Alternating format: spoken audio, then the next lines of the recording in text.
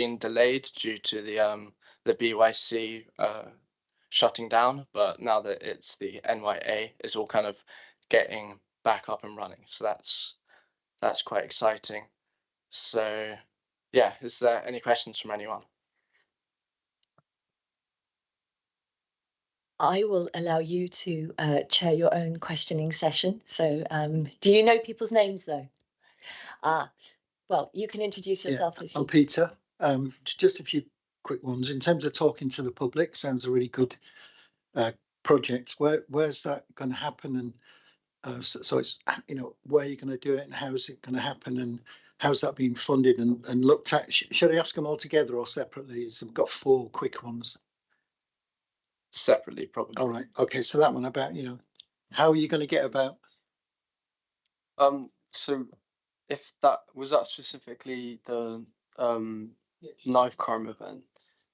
Yeah, it is really, because I can imagine that's quite a difficult piece of work where you need safeguarding in and stuff. You'd be talking to people and stuff like that. So it's just how you might go about that. I'm sure you're getting wonderful support from Becky, but so yeah, I will be getting some support from Becky, and we also talked about just getting the voice recordings and not the actual video recordings, so we can be more flexible about what we release and yeah, and what we can talk about with people. On that one, and I'll shut up. Just on that, is a bigger event that's happening, so it's not just the members of Youth Parliament. There's a bigger.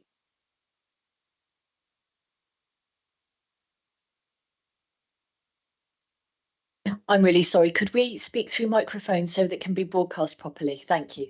Sorry. So yeah, so there's a bigger Changes Are Made event happening through community safety and lots of different partners around promoting a positive image of young people and alternatives to knife crime. So I think through the gardens in the square, there's lots of activities, skate park and bands and all sorts. So we're going to have some deck chairs in the rain, I think, in front of the bandstand.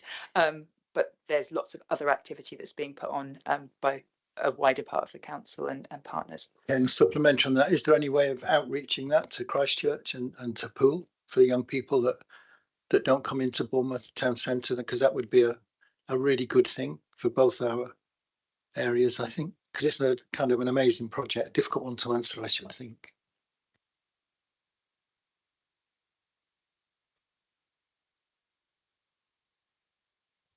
I mean, we could. I mean, this event is meant for the whole of BCP, but I think we could definitely try to outreach to those areas, especially because it is, we oversee all of that area. It's such a shame we haven't got the youth centre structures, because in the olden days they would be brought to the centre by youth workers, but that's another thing for the future. In terms of the mental health, our voice and resource, how's that going to be funded? Where's that coming from? I don't believe there was really going to be much of a cost. I believe they said that they would take some. They said that they might have had some funding for it. They said they would give us access to their room. They've got a green screen room and stuff for the recording, and the media ambassadors they've got mobile phones designated for recording as well as microphones and stuff. So I feel like we're going to kind of just keep it as kind of cost-free as we can. So yeah, I don't think there really is any funding that we're going to need. So it's kind of the partnership with the Dorset Mental Health in Schools team. So they have kind of like a brief to be creating resources for schools and teachers. So by working in partnership with them, that's part of their day job really. So these guys are just making sure that what they're delivering has got youth voice in it rather than just, yeah. So it's not an additional piece of work, it's working with them. Yeah, just maybe sort of ask you these sort of separately through. I know Neil Duncan Jordan will pick these up with you, definitely. But in terms of the outcomes for the homeless and the housing and student loans, because they're both massive projects, aren't they? And then the last one, this is probably for Becky, is how long is the NYA funding for the development of the members, for the member of parliament, because that's significant, isn't it? Yeah, so the previous government so the Department for Culture, Media and Sport had assigned the contract for 2 years till the end of March 2025 to the British Youth Council. They closed down just before sort of March time, and one of the last things that the last Parliament did was to instate the National Youth Agency just till the end of March. So there was then meant to be a bigger review about Youth Voice nationally and that programme, and how the Department for Culture and Media and Sport nationally fund that. For the past few years, it's been on like a 1 or a 2 year process. So each year the tender has gone out and different organisations have bid into it. And prior to this year, British Youth Council was successful. So they don't know. So the National Youth Agency have got it to the end of March, but the new government have not announced that I'm aware of plans for what they're doing in terms of National Youth Voice and how that's going to be funded, and how that contract will be issued to deliver the Youth Parliament programme. Just to finish, I think it'd be good then for our Dorset MPs to give you as much support as they can in Parliament, because they go there and they can put motions in, and early day motions. I think so significant that funding may disappear when it's had such massive impacts on the lives of children and young people, and then their families. So if you need help fighting, just give us a shout. I mean, prior to the change of government, there was cross-party support for the continuation of National Youth Voice programmes. So I'd be surprised if that changed, but obviously it's early days. So any other questions? Yeah.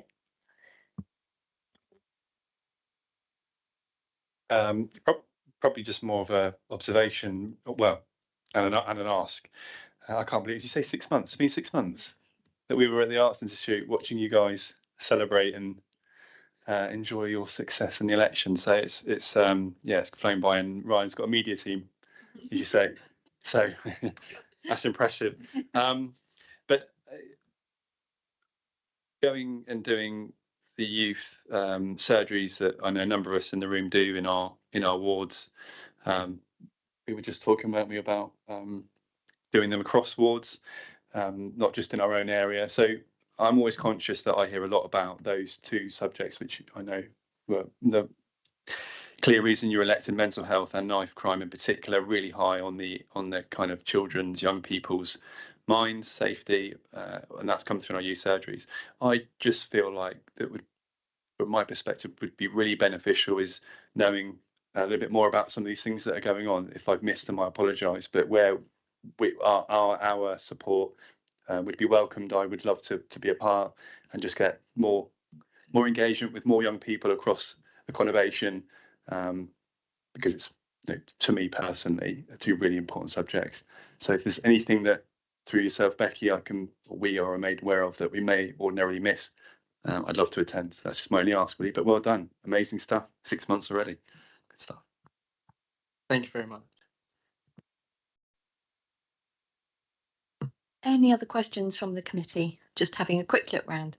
Thank you. And some of the resources that you said you'd either are creating or have created, it would be wonderful if you could share them with the committee as well, like the video and things like that. And yeah, I think we would all be really keen to see what it is that you've been putting out there and what you create. Thank you. Thank you very much. Right, so moving on, our next item is the Children's Social Care Improvement Journey update, and we have a range of people presenting on this. We have a short presentation, then we'll have time for questions, and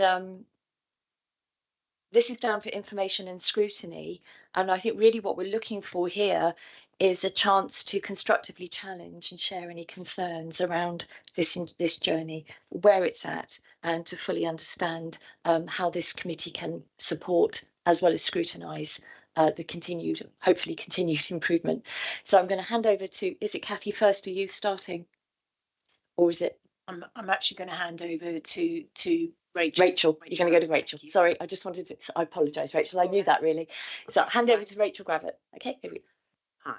So we're going to do this in two parts, I think, because I think that's a little bit easier, because slightly different to how you've had the updates on the children's social care and early help improvements in the past, because most of you will be aware we've had 6 monitoring visits and we've been on this journey for 2 years. So the previous updates have always fallen in line with overview and scrutiny from our monitoring visits. So you've had direct feedback from those monitoring visits, and the topics those monitoring visits have been held on at that meeting.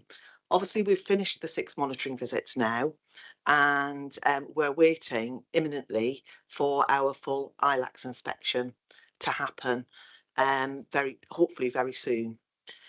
So I thought it would be useful for you to have this in 2 parts.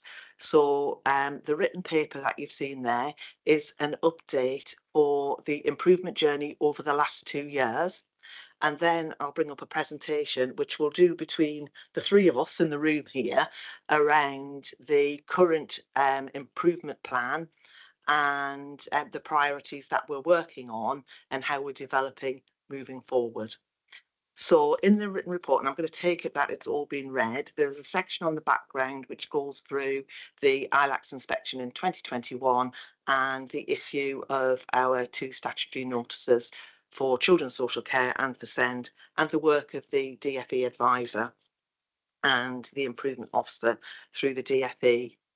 Then you've got the second section, which is the Children's Services Improvement Journey and our progress over the last 2 years. And what I've done in this section of the report is try to highlight the progress that we've seen on that improvement journey. So you've got lots of different areas of improvement there and lots of successes demonstrated with regards to good stability in the extended leadership team, which has offered stability for our children and young people and improved the quality of practice throughout children's social care. It also recognises the corporate centre support to children's children's services, with the movement from 2 IT systems to 1 system now, where we've only got Mosaic, alongside their support.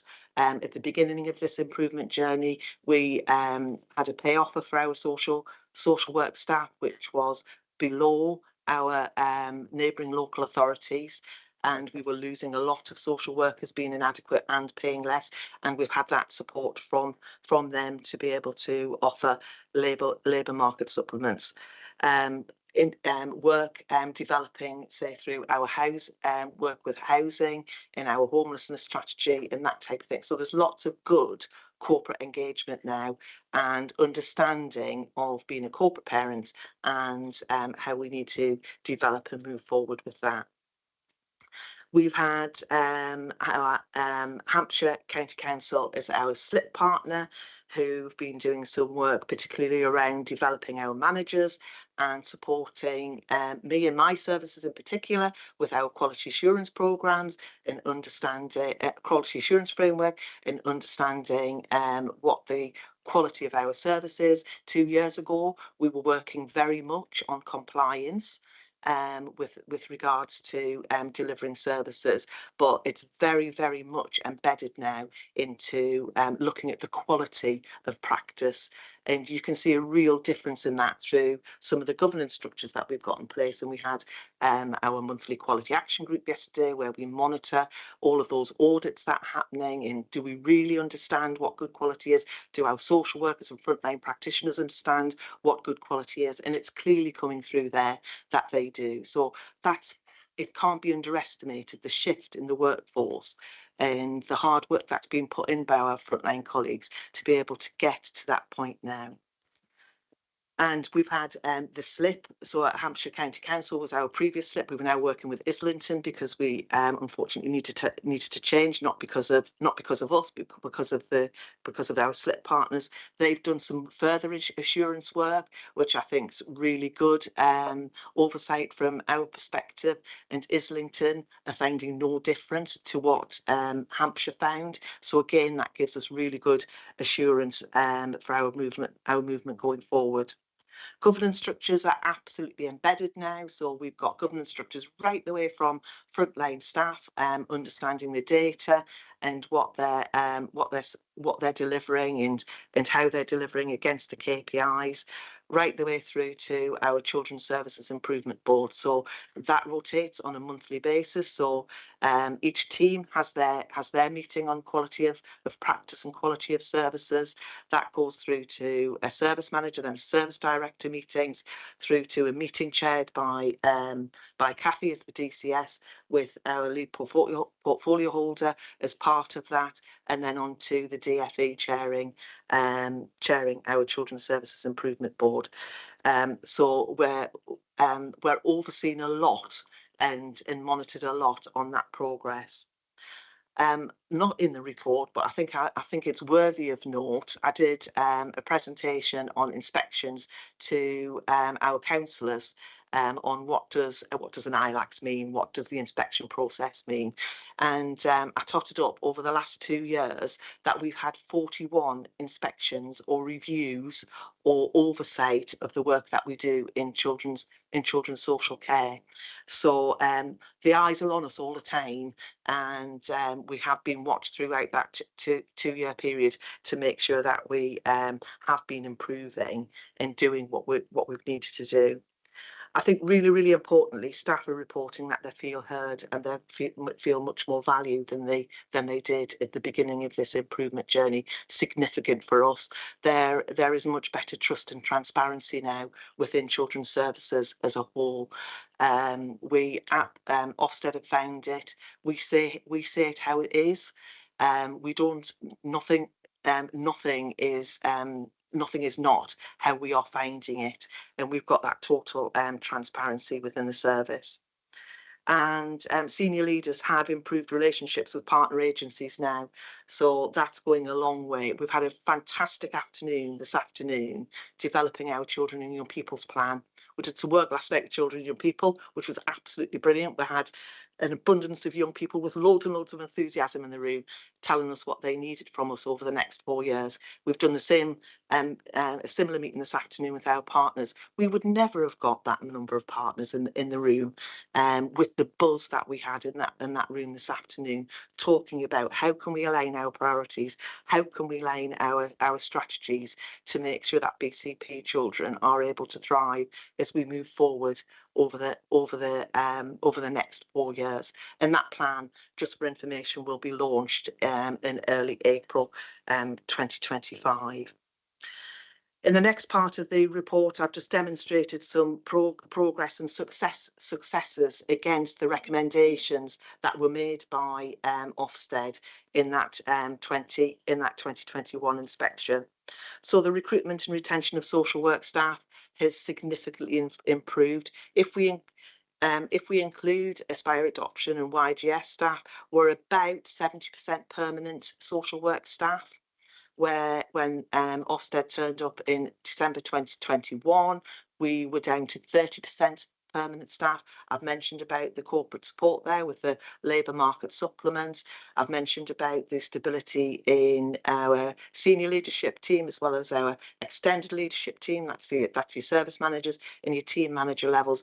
All creates that environment where we're able to offer a more stable workforce, which means our children and young people don't have those changes in social workers that they're working with, or indeed in practice as we move forward. I think it goes on to talk about I've said about the children and young people and the multiple changes of social workers has reduced. The quality assurance and management oversight links in with the governance, which is what I've just said. We've got an absolutely robust quality assurance framework embedded within the system now. We We have a return of about well over 80% now of audits every month. That means we're doing about 50 audits a month on our practice. 30% of those are moderated, so we know where we are. Our staff know what good looks like now, and that's getting much more consistent across the whole service. Ofsted have looked into that and have agreed with everything we've said around that quality assurance framework. We're absolutely evidencing child-centric practice, and the auditing processes tell us that. And children, more importantly, children and young people are telling us that as well. All of our work is written to the child now. It's really, really lovely when you're doing audits to read children's case files and the turnaround in how that is written to the child. So if you imagine you'd been a child in care, and when you get to 18 or 25 or whatever, you want to see your case notes, reading child-centric language. So around the practice that's happened, the work that's been done with you, rather than jargon in professional language as though you weren't an individual. That's absolutely huge, and we've been commended on that through the MV visits as we've moved forward. We've got a really good Building Stronger Foundations transformation programme, which has helped us move forward with a lot of our progress, and helped us innovate some of our practice and some of the way that we deliver our services. Still a little way to go on that, on our new service delivery model and things like that, but that's what's enabling all of that to happen. I've mentioned about the single client mosaic system. We were in 2 systems 2 years ago. We're in 1 system now. I can't tell you the difference that's making for social workers, and the ease that makes for social workers to be able to do their work. We've got a single outcomes framework now. So we all know what we're working towards and how we're going to develop and move forward in that. There's been some brilliant work done on early help and an early help restructure and the transformation of all of those services. Our corporate parenting board is co-chaired. You will have heard that in the past before. And we're continuing to develop that corporate parenting board and making sure that everybody across BCP understands their role as a corporate parent. Our children's attainment and progress by the virtual school continues to improve, and our housing for young people and the introduction of our joint housing protocol again is moving forward with leaps and bounds. And our unaccompanied asylum seeking young people are benefiting from a much more stable workforce now, and we've got a great football team there, some great examples of how we're supporting them. We've also, over the last 2 years, introduced core values within our workforce, and I've got those listed. I'm not going to go through them all, but those are the principles that we work to as a children's services, of how we will work with children and young people and our families, and the positive relationships that we want to build. How we won't use jargon, that we will use simple language, and that will be open, honest and transparent with people around the work we're doing, but also in the services that we deliver. So that, in a snapshot, in 10 minutes, is what we've done over 2 years. And obviously it's been a lot more than that, and we've been on our knees sometimes as a service, trying to deliver all of that and making sure we're doing it. But we've got loads and loads to celebrate, which is really, really good. And we eagerly await our ILACS inspection, I think is fair to say, isn't it? To take us forward into the next stage of that improvement journey. Rachel, would it be helpful to take questions on that part Yeah, now? that's Would you fine. actually like to separate the 2 parts, or do you That's prefer fine, to take yeah. them together? No, that's whatever anybody wants to do. If there's any questions now, happy to take it on that 2-year journey. I just wondered, I mean, the committee may not want to do that. Sort of give me a nod or a shake. No, we've got questions. Sandra.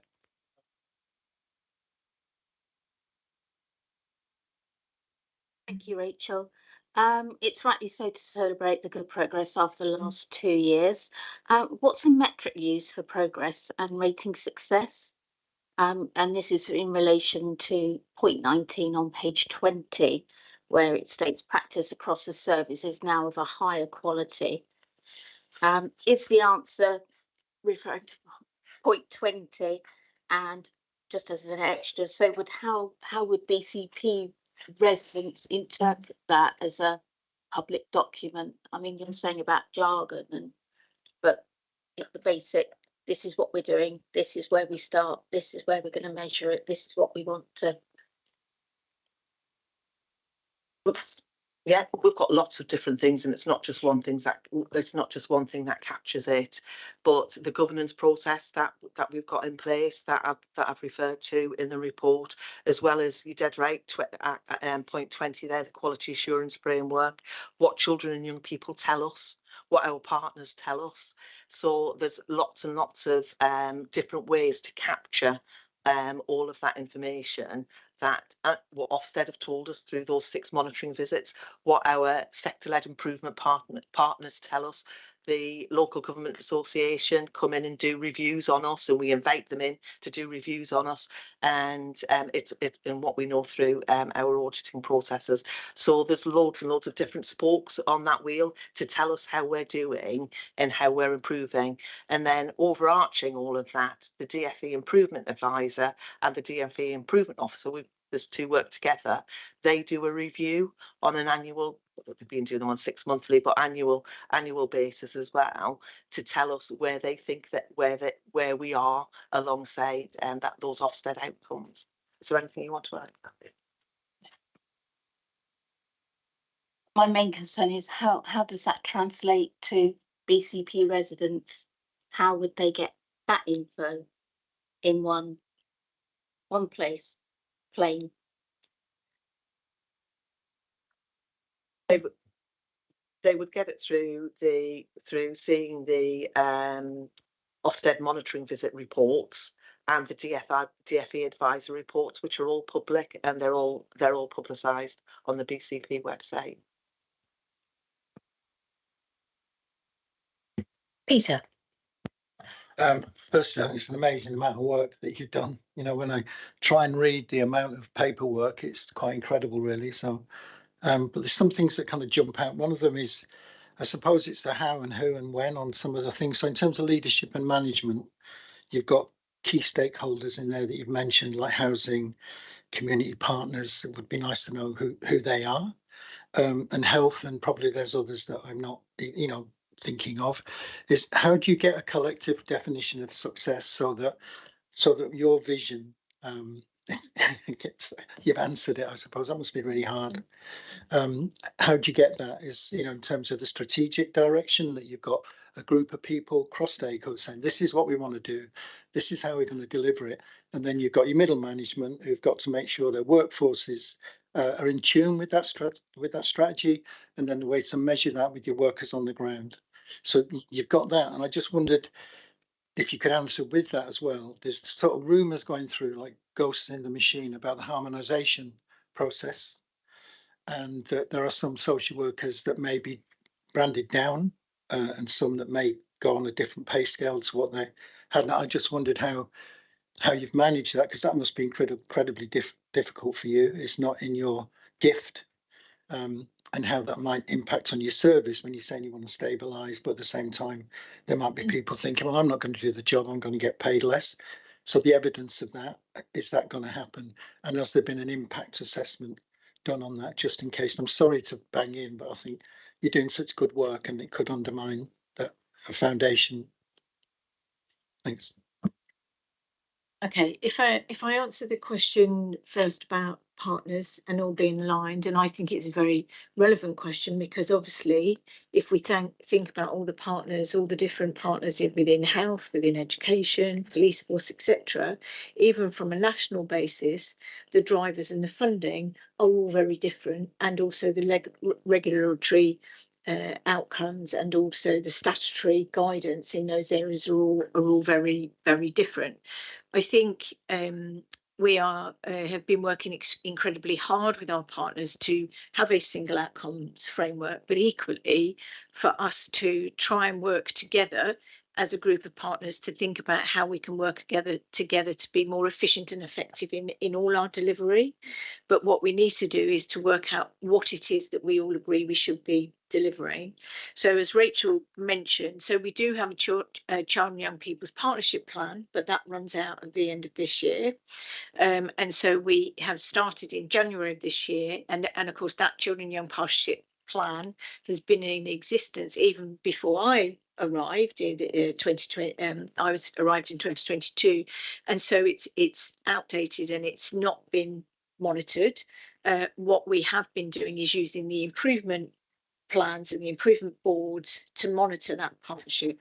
So if we think about children's social care improvement work, we have one children's social care improvement board which is internal, and it's about that corporate responsibility, and then we also have an improvement board which then is about partnerships and how we work together. And so we've been working incredibly hard for us to all head towards what it is that we're trying to achieve. It's been a journey of discovery for all partners in terms of how that's managed, and it's culminated in the work that we've been doing around the Children and Young People's Partnership Plan for 2025. So we started that work in January, and we've taken all partners' plans, we've taken our plans, we've worked with children and young people, we've gone out to stakeholders, community, we've gone out to a range of community groups, and then today we had our key partners, so health, police, education, sitting in a room today working through what is it that children and young people see as the really key issues that we should all address collectively. And interestingly, those ones that the youth parliament members have just dealing with a small technical issue, and I'm really sorry that interrupted you. Do you want me to continue? Yes, please do continue. Okay. I'm sorry, Catherine. So that has now culminated in us coming together to look at what it is that children and young people are asking for their priorities and what it is that we should deliver as partnership. Mental health was absolutely there. Keeping me safe was absolutely there. Housing was absolutely there. And then beginning as a partnership without silo working, thinking about how are we going to deliver that and how are we going to evidence that we are. So that work shall culminate in a new children and young people's plan, which should come out in 2025. And so it has been like a funnel of putting everything in and beginning to draw it down, but understanding some of the different agendas that people have driven by national and local plans. So just a quick supplementary. So that sounds really good. So do you have like a collective of top managers who have identified key areas where they can work together and measure it, which is like in the here and now, and then tracking to maybe hit other targets that are just their own responsibility and report back to you, that kind of thing? Yeah, absolutely. And that's what happens in the current improvement plan. So, for example, if you think about dentistry for children in care, dentistry across the piece, that is health are held to account in terms of their role within that. But we are there to help them to understand what it is that we could do differently. And so we go from that. But what is being driven by the Children and Young People's Partnership is what is it the children and young people are telling us they want. And so dentistry would be part of that overall health and well-being. So yeah. Okay. Going on to the harmonisation. At this point, because we have not there hasn't been any announcement of pay and reward in terms of who's getting what, etc., then I can't say at this point. It will always be a concern, any destabilisation of particular staff. All our staff are incredibly important. If we think of social work staff, there is a national shortage. And so we're all pulling at the same resource across the system. We've done an incredible amount of work of stabilising the workforce, and that is really demonstrated in the work that we are now delivering, the performance that we can now see. It's about quality that we've now moved into, and so we will need to manage that risk if that risk appears. Okay. Any other questions at this stage on the written part of the report? I just had one. Sorry, you are putting your hand up. That's okay. Go for it, David. Thank you, Chair. Kathy, you just talked about the stability of the workforce and the importance, and we've got the stability of the extended leadership team being pulled out of this report here as well. High number of staff in permanent positions, obviously translating, as we said here, to better understanding to support children and their families. Great. Sandra talked about page 20, section number 19. Children and young people no longer have multiple changes as social workers, and practice across the service is now high quality and more consistent. I think I pulled that out a few months ago around young people having to tell their story again and start new relationships and lose all that trust. So this is music to my ears. The two bits I just wanted to pick up is pace comes up a lot in this, and I know we talked about the last 24 months pace. So the first question is, if we're running a race, what's our pace like? Are we on course? Are we running a good pace? You know, in terms of that. It's a really badly worded question. I apologise. And the second one was around virtual schools. You know, really positive increase in the percentage of post-16 young individuals engaged in education, employment and training. So rising from 70% in September 23 to 86 in March 24. And I'd just like to sort of understand what's been the difference maker here, because again, that's really positive. Thank you. Thank you. In terms of pace, that's always it's a good question, and it's a challenging question because we need to work at pace, but children's services don't become inadequate within months. They come inadequate because of some longevity of poor performance. I guess we also need to build really strong foundations. We need to enable things to incrementally work. So the pace that we will work at is the pace that sets those foundations, and then we move on to the next thing. But if we need to, we will step back. So for instance, quality assurance, 2022, we didn't have no structure, no board, nothing. And asking people to do audits or look into records was a slow thing to get into the system, to people understand that was part of the role, part of the job, and how important that was for children. And once we got onto that role, we now have, as Rachel pointed out, we have a very high rate of people completing those audits. But not only that, you start off with the numbers are great, how many have we done? But actually, what's the quality of those, and what does that look like? And so we know, as we try and change, we are building and building and building and pushing and pushing and pushing in terms of the next step and the next step. So some things we can run with quite quickly. Some things probably need a little bit more time. What I would also say is that as we're going along, we will have a number of things that get put in front of us. And so if you'll see in the finance bit, the new service delivery model, we were hoping to do that by the 1st of October, but because of other things within the system, we've not actually been able to deliver that yet. It's still planned to be delivered, but we can't deliver it because of pay and reward, and because of where Ofsted are scheduling their inspection. We thought they might come in 2025. We now know they're going to come the end of this year. So let's not unsettle a system. So there are things that do come in front of you that means you step back, but then there are opportunities where we've run a little bit faster. But I would never want the service to set goals or ambitions or to deliver things which are short-lived, they're not sustainable, and they're all going to crash. So I suppose the answer to pace is we will go as fast as we can, but within that kind of mindset of delivering on those strengths, on those, yeah. I was going to say, the virtual schools part. Sorry, the virtual school, the virtual school, that that was also about how do we know where our children are? How do we know where their destination is? What work are we doing individually with young people to encourage them for their next steps? And so a lot of work has been done in that area to really to kind of put highlight it, put a lens on that, and then how we're going to do that all the time. And so, yeah. Michael.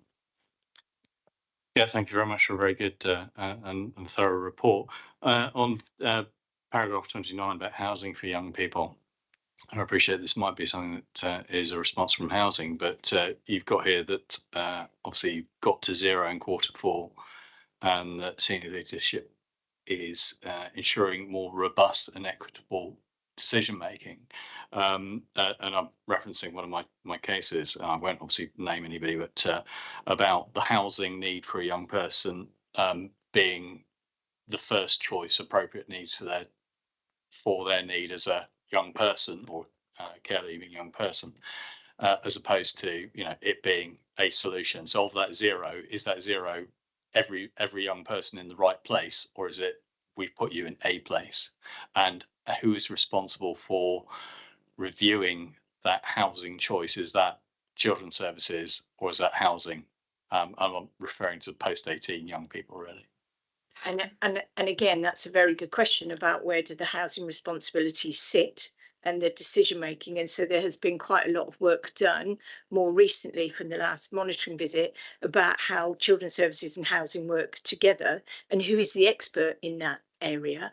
And I think up until more recently, there's been a disconnect. Housing have the expertise about housing, and children's social care were probably were making some decisions that actually we weren't delivering the housing that should have been delivered collectively as a corporate strategy. So a lot of work has been done in that area, and I think it's quite right to have that question, and it goes back to compliance and then quality, isn't it? And so one of the conversations at the Children and Young People's Partnership workshop this afternoon was, okay, we've put this young person somewhere. Is it in the right place? Can they visit their family? Is it in transport links? All of that. And there's more work to do in that area. And is it the right and appropriate for them to meet their needs? And so more work to do in that area, but there is a lot of positive work going on. And just to add that we have a report coming to the next meeting in November, specifically on housing, to tie up these two groups for the committee. Any other questions from the committee?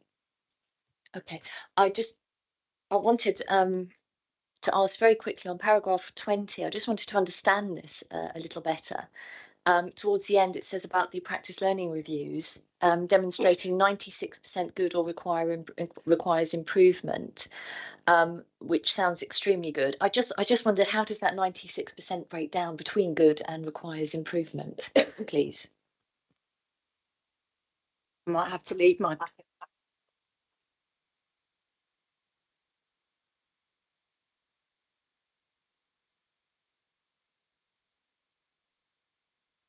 Sorry, I'll repeat that because I've got the presentation up only, but after the presentation and by the end of the meeting, I'll have a look to see what it was for this month, because we had the meeting and the reports presented yesterday for the month of August.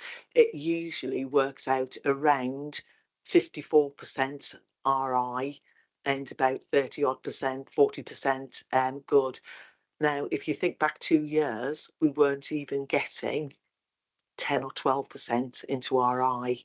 So that progression, as Kathy just said, over that 2 years is, and I think it's really, really important, the point Kathy's made around compliance and quality, that's around quality as well now. So it's not just about those practice learning reviews, which are audits, that's just our word for audits, being done. It's the way we monitor the quality of the work that's actually being carried out. Thank you. Yeah, Kath. Just want to just say, when we do our practice learning reviews, we do it sat next to the worker. I complete practice learning reviews. It gives me a really good understanding of what happens within windows into practice. there are times where you might read a report that what's reflected on the file isn't actually what the worker knows about the child, what the worker's been doing about the child. And so there's a lot of work around, actually, it's all there and you've been doing some incredible work, which that when the child comes at 18 or whatever to read their file, it needs to be on there for them to understand what happened and tells their story. But so there is a bit of, I just want to reassure people, it is about what's on the records. It's also then checking with the worker what's on the records and what they're understanding in their relationship with that child. And so there are two things that happen there. And when we do that joint work with the social worker, with the worker, they're also learning as we have that discussion. And so I might have a discussion with a worker and I'll be looking at the file, we'll go through it together and I'll say to them, where would you rate that? And once we've had the discussion and through their learning, they might say, I think it's a good piece of work, and they're probably right. Or they say, I think it requires it, and they're probably right. And so it is that's why we call them practice learning reviews, because it's about side-by-side coaching and learning. Okay. Excellent, thank you. Yeah, that reflective practice is so key to any learning, isn't it? And I wonder, because we will have a data toolkit coming for this committee, and I wonder if some of that might be some of the data that would be in there, so we can build a picture of comparative data over time. That would be really, really helpful. Thank you. So in that case, as I'm not getting any other indications from the committee at this stage, let's go into the presentation. It's not very long, and then there may be some other questions. Thank you. Sorry. This is part 2, and this is on the here and now. So we do have an improvement plan, and like it says in the presentation, sorry I can't get up there, it is up behind me, but you might be better off looking at the one in your pack. So we have an improvement plan. It changes constantly, so it changes day by day, because we're always adding things, because we're always wanting to improve things. We find something else that we want to change, or we're taking things off because we know it's embedded. So it's a constantly changing document that we're working to all of the time. We monitor this through the Children's Services Improvement Board and through our governance processes. There are 57 priorities with 74 actions on the improvement plan, and I've summarised there the RAG rating for that. I think it's important for everybody to understand the different sort of terminology we use. So high risk, you'll see we've got no actions under high risk. So that's nothing not started or developing as we would expect it to. And we've significantly moved on with regards to that. Significant risk, the amber, you'll see we've got 11. Actually, that's reduced to 9 since this report was uploaded. So we've got 9 in there now, but 11 stated on this particular report. Now, significant risk does sound as though that might ring alarm bells, but we do have a plan in place for some of that work. We're quite harsh sometimes on the way we monitor ourselves. And an action may have started, but for every single action, we need to see the change in the data and the change in the quality of practice before we will move it onto pink on track. And then when we move to pink on track, we need to ensure ourselves through the quality improvement boards that the data is consistent and the practice is consistent for us to be able to move that to actions implemented and embedded. So it could take, I think it's taken over 12 months for the quality assurance framework to get through to that green point. And it depends what the action is, what the outcome measure is, as to how quickly it might move through that. And then it needs to be evidencing absolute embedment and good quality for 6 months before we will move it to completed. And we take those through to our improvement board as well to get that sort of rubber stamp and that challenge and scrutiny from our DFE partners in ensuring that we're ready. Or if Ofsted, as they've been in through the MV visits, have said it, we will shift them down that pattern. The 11 or reduced to 9 now that you see in that section. You'll see at the bottom there, I've put that the improvement plan is divided into 3 sections, and that aligns with the inspection process, and that just makes it, not that we work to the inspection process, but that it's just a really simple way for us to manage our improvement plan. So we have leadership and management, we have the experiences and progress of children who need help and protection, and the experiences and progress of children in care and care leavers. 7 out of those 9 are in leadership and management. Now, not that we've got any sort of major concerns, there's lots of things happening in that, but they tend to be, those areas are around, we're developing budget management training for managers, so it's quite granular, some of the points within the improvement plan, and that's being done corporately. Children's Services have offered to be the, for want of a better phrase, the guinea pigs for the testing out of that. And we've got our finance manager in the back, in the background there, who's been supporting us, ensuring that we've got the right budget management training for our managers. But that's across the whole of BCP Council, because it's not just Children's Services managers who might need that training. We've just had a new finance management system put in, so that takes time. So we can't change that one to go to on track, purely because of the pace that we're moving at through that training programme. The voice of the child from partnerships, where we've talked a lot about our quality assurance framework. That's been over the first 18 months. We were concentrating on the quality assurance of services in-house in BCP, in Children's Services. We've done a lot of work over the last 6 to 8 months around multi-agency audits and been developing that across the journey of the child. And we've had a meeting this morning with our safeguarding partnership, looking at all that multi-agency work, and we just need to do some more work on assuring ourselves that the voice of the child, in the way I've described as writing to the child, all the processes that we've got in place to hear the child's voice, is happening through the partnership and being fed back through those systems. So again, that's why that would still be under the orange there. We've got new systems being put in place by the council, so we've got a new employer relation systems. It doesn't quite tell us what we need it to tell us in children's services yet. So although we can now track sickness of individual members of staff, we have had to do that manually in the past. It still doesn't tell us that. It tells us the whole cohort of children's services staff that we've got, but still doesn't break it down into, for example, social work staff into individual teams. So we needed to do that, but the development of that is underway as that system becomes more embedded in BCP as a whole. Our new service delivery model, which Kathy's referred to, isn't in place yet, and there's other factors that have impacted on that, which Kathy's explained earlier on. So I think pay and rewards another one. So those are the type of things that are down as significant risk on our improvement plan. Under leadership and management. So although it's phrased as significant risk, we know about it, we know where we are with it. The risk isn't going to be a significant, it's not a significant risk to the safety of our children and young people. It's just at a slow pace than maybe we would like it to be as we go forward.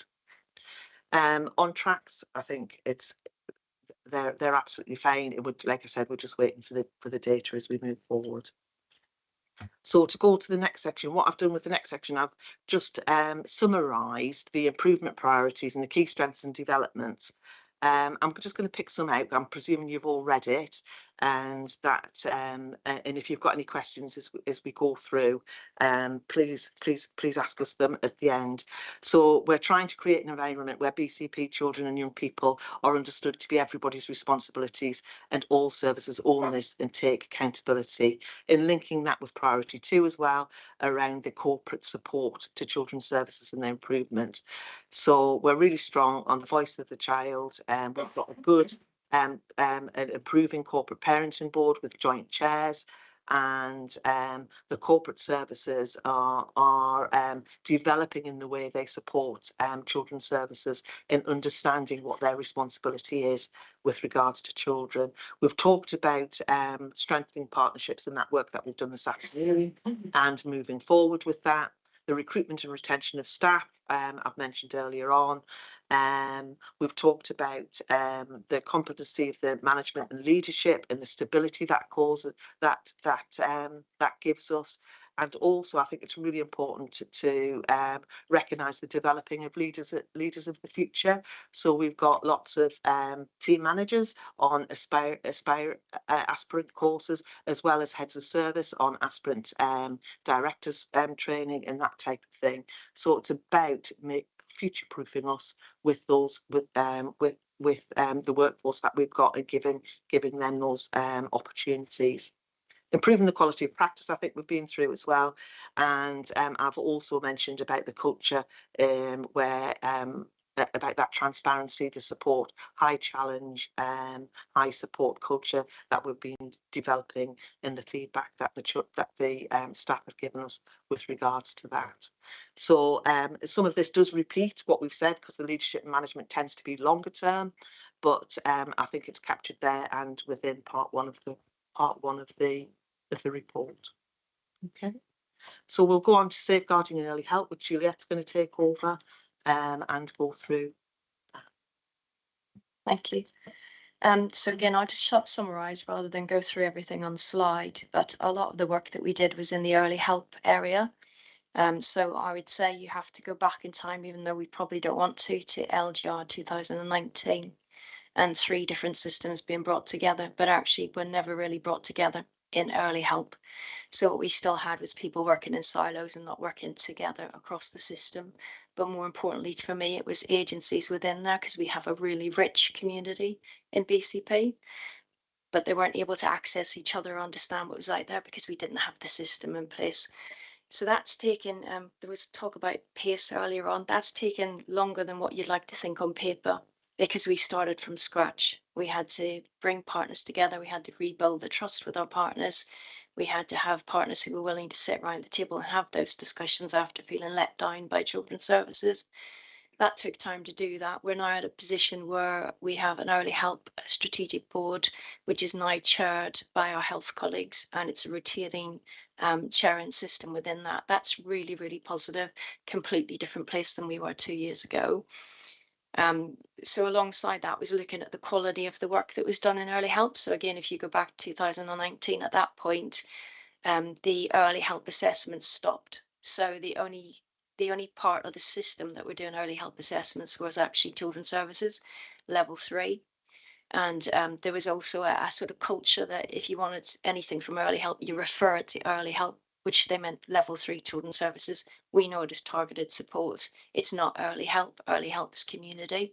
So we've had to re-establish that too, about the role of early help partners and how we work together to make sure that the system's able to cater for all children, all stages, and all needs, which gives a much, much smoother system than we had before. Family hubs is part of that system. It's part of the early help system. Really, really positive feedback from partners within that about how things are working together. And again, that's really different than where we were before. In terms of our thresholds, I think the ILACs in December 2021 was really clear about our ability or lack of ability to identify risks and needs. We've done a lot of work in that area. We created our own bespoke training programs so that all of our staff can be trained on what we would probably class as the basics of good social work. But you do need to re-establish those when you're in an inadequate system.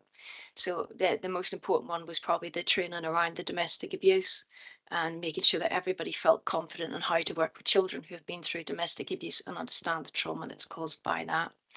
So we're in a completely different place. Or I'd say most of our staff, if not all of them, there is some changes because of obviously some people leave, but it was about 80 or 90% of our staff were then trained in how to work with children around domestic abuse. And the last bit was about bringing the child alive. And we've done a lot of work in that. Rachel's already mentioned about We Write to the Child now. We created practice standards in November 2023. That laid out for our staff what the expectation is, you know, how we expect them to work with our children, how we expect them to work with partners and each other. And I think it's really brought to life and brought the consistency that we needed. So it's made a huge difference. And the chronologies, whilst the slide reports 80% and now have a chronology that's up to date, we're actually at 90%, over 90%, and have been for over 3 months. That is complete shift in culture. So I think, Kathy, if we think back to 2022, it was probably less than 30% of children had chronologies. People were not looking at history to understand the current situation and what the likely future may be. Now we absolutely have that embedded. People understand the importance of the history. So it's a really positive, good news story. There's still work to do, and I don't want anyone to think everything's fantastic and perfect in every shape or form. We still have work to do, but there's absolutely no taking away from where we are. And there's also national statistics here which weren't mentioned earlier on. But when you look at our statistics compared to nationally where local authorities are, we're in a fairly good place, I would say. And you know, that's a massive shift from where we were in 2021 and 2022. Thank you. Yes, the director of corporate parenting and permis wasn't able to be here tonight because they're on leave. I think some of the areas that are highlighted in this have been covered. So if we think about the work that we needed to do around improving the rigour and attainment of our children and young people, we've spoken about that. That's been a really good improvement. We've talked about already working with our partners and working with health colleagues and evidencing, you know, some timely health and wellbeing work around dentistry and various other things, and looking for children and young people who are in care, but also thinking about permanency, either permanency in care or looking at arrangements which enables them to be within a family arrangement but without social care intervention, so a special guardianship order, and or being able to go home, and looking at so ensuring that we are constantly looking at the best for children and young people. And so there have been some really good developments in those areas in delivering those. And then if I go on to the next slide, I think the two things I'd like to talk about there, which has been already spoken about, is the mental health transformation. It is really key. It was something I think the majority of young people in the hustings spoke about in terms of mental health. It's something that very much children in care spoke to me about on my arrival, and I know it is about how we address that and support our health colleagues to deliver mental health, and how we help schools to manage mental health, and how we help young people to access that from an early stage up until diagnosis, etc. And so there is a mental health transformation programme which is going on. And then the other area I want to highlight here is ensuring that we have enough homes for our children and young people, and making sure that they're right ones. And when I say homes, we've all been using the terminology placements. We would like to move away from that, because I never lived in a placement. None of us lived in a placement, and so we really need to change.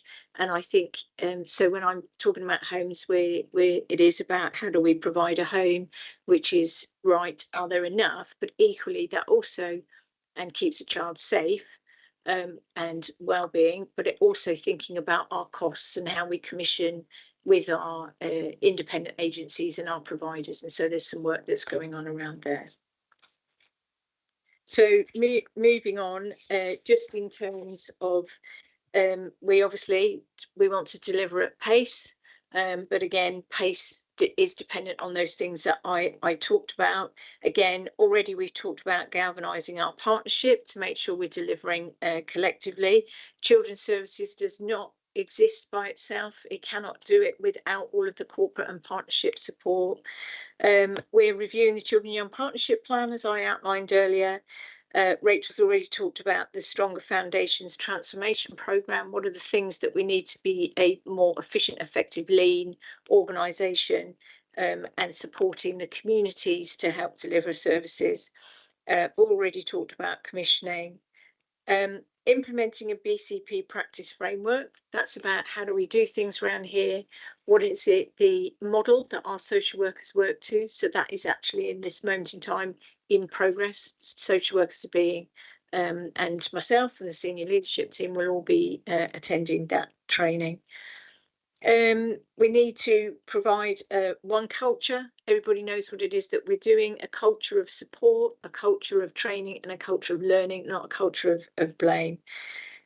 We've talked about the new service delivery model, and we need to implement that. And there are some challenges around doing that in the timescales we wanted to. Continue our recruitment and retention of staff. And you'll hear when I talk about budgets in a moment, we still have that 30% agency staff, and those are costly, but they are also in particular teams that we need to be able to look at and support. And then just continue to reassure that we continue to our efficient processes and IT and all of that we need to deliver. The final slide is just around the inspection that we've talked about. We have been inspected. We're expecting it between September and December. They will notify myself by telephone at 9:30 on a Monday. Although sometimes they haven't phoned on a Monday, they phoned on a Tuesday, and one point they phoned on a Wednesday. So, but it's supposed to be on a Monday. They will now give us only 5 days before they pitch up. And what we have to do in those 5 days is provide a huge amount of data and information to them within 5 days of that phone call. We work very hard at having that all prepped and ready to go, and we update it as soon as we get the phone call. The inspection period will be for 3 weeks, so 1 week off site, and then they're with us for 2 to 3 weeks. Whereas before in the monitoring visits, they concentrated on one area. Just to say to everybody, this is the whole of children's services they will be looking at. The team will consist of 4 inspectors, a social care regulatory inspector for fostering and adoption, and an education inspector. And they will all carry out 2 days of field work. So they, in the background, they'll go through all the files. They will identify cases that they want to look at. They will identify social workers and people that they want to talk to, and they will identify partners. There will be a very stringent timetable over that period of time, and they will do shadowing experiences and things like that during that time. And then there's a quality assurance inspector who also comes on site to make sure that the work that's being done by the inspection team is doing what it needs to do, and we are happy with the process. And there are 4 areas of graded judgment: the impact of leaders on social work practice, children and families. And the impact of leaders doesn't mean children's social care leaders, that means leaders across the partnership, leaders across the council, counsellors, corporate parents. The experience of progress of children who need help and protection, so those children that come into that safeguarding and early help area. The experience of children in care and care leavers. And then there is an overall effectiveness. So those first 3 areas then impact on that last overall judgment. Any questions? Thank you. That was very full and informative, and no, much appreciated to have it in that level of detail. Questions from the committee? Anything that people want to pick up on in particular? Michael? Yeah, thank you again. Just interested in one of the things you got in building stronger foundations and early help, including family hubs. And I know family hubs have been under pressure for support on actual physical location. To take Councillor Cooper's thing of 6 living men, the how are you going to be building stronger relationships with family hubs? Yeah, I'm going to let my colleague Juliet answer that question. I'm probably going to need some clarification what you mean by that, if that's okay.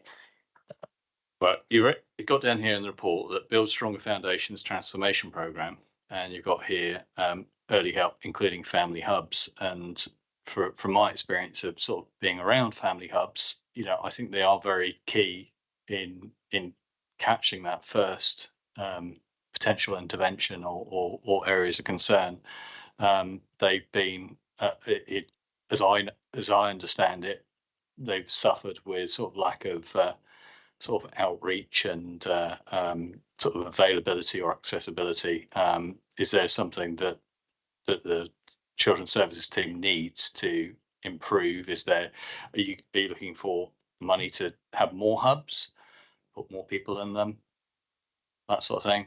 Just what ideas have you got? I want to know, if I had a magic wand and could grant you 3 wishes, what would you do with it in that area? Okay, thank you. We got a bid and we were successful in a bid in order to help establish our family hubs. So we actually have seven of them in BCP, and we also have 2 outreach youth access points, along with outreach work that's still going on in terms of our youth work. So if we need to target a certain area, we can move around. I think we're quite unique in that we have buses that we use for youth access, and which means we can move them around BCP, the conurbation, wherever they need to go, they can go, which is really, really good. So the family hubs are up and running. The feedback from workers who sit within those hubs, which includes health visitors, school nurses, etc., is all positive. They've said they work really well together. There are programs in all of them. There are summer programs as well within them. So the feedback, as far as I'm aware, is always positive about what they're delivering. If anybody would say, do we want more? Of course we would, but we have a limitation in terms of how much we've got that we can invest. But they are absolutely there, and they're because of the part of early help, and we've restructured that early help system. That, in my opinion, will go now from strength to strength. We had Andrea Latham in. And her feedback was it was one of the best family hubs she had seen, and she's been up and down the country. So I'm fairly confident that what we've got in there is working, and it's working well. So you don't need to build on it. It's all good. No, as I said, if anybody would like to give us more resource, we're always willing to have it. But based on what we've got, I think we've got a really good system in that area. Peter. Thanks. I think it's incredible the work that's gone on since the merger of the 3 authorities and the MASH, and how it's had to deal with all that. The 3 different systems. I think we don't realise the complexity of that work, really. We've got the micro picture, and I think the macro that you're working really hard. I want to zoom down on young people's voices, if that's okay. And because it's integral to the report, it's right through, because after all, they inherit the mess that we make as adults. That seems to be a thing we're really good at as adults.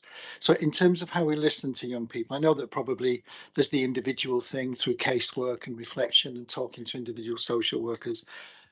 Then do we move to small group and then to larger groups? And wouldn't it be wonderful to have a young person's conference where we brought them all together and we funded that across all the partners, the stakeholders that are involved in delivering a better future for children, young people and their families, fund that, and we put a process in place where on an annual basis we get here and now reflection and ways to move forward by children, young people and their families.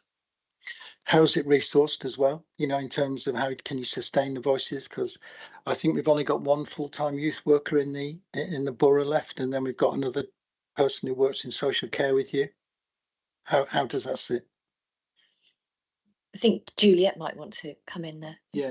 I'll just say we've got a number of youth workers. There's definitely a lot more than one. So they're full time. Yeah, not all of them work full time because of the hours that they work. So you bear in mind a lot of them work outside office hours, but we've got more than one, and they help run the access points, etc. Okay.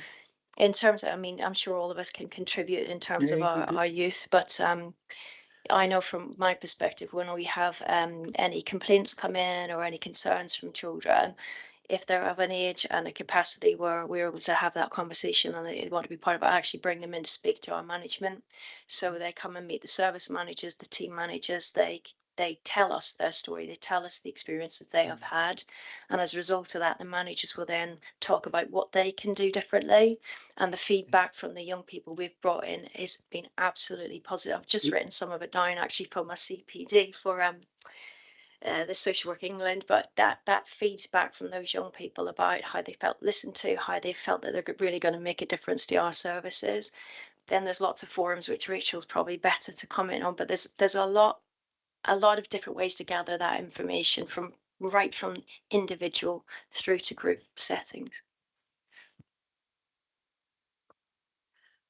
We've got a children's rights and engagement team which we invest in, so that's part of the team that Becky sits in.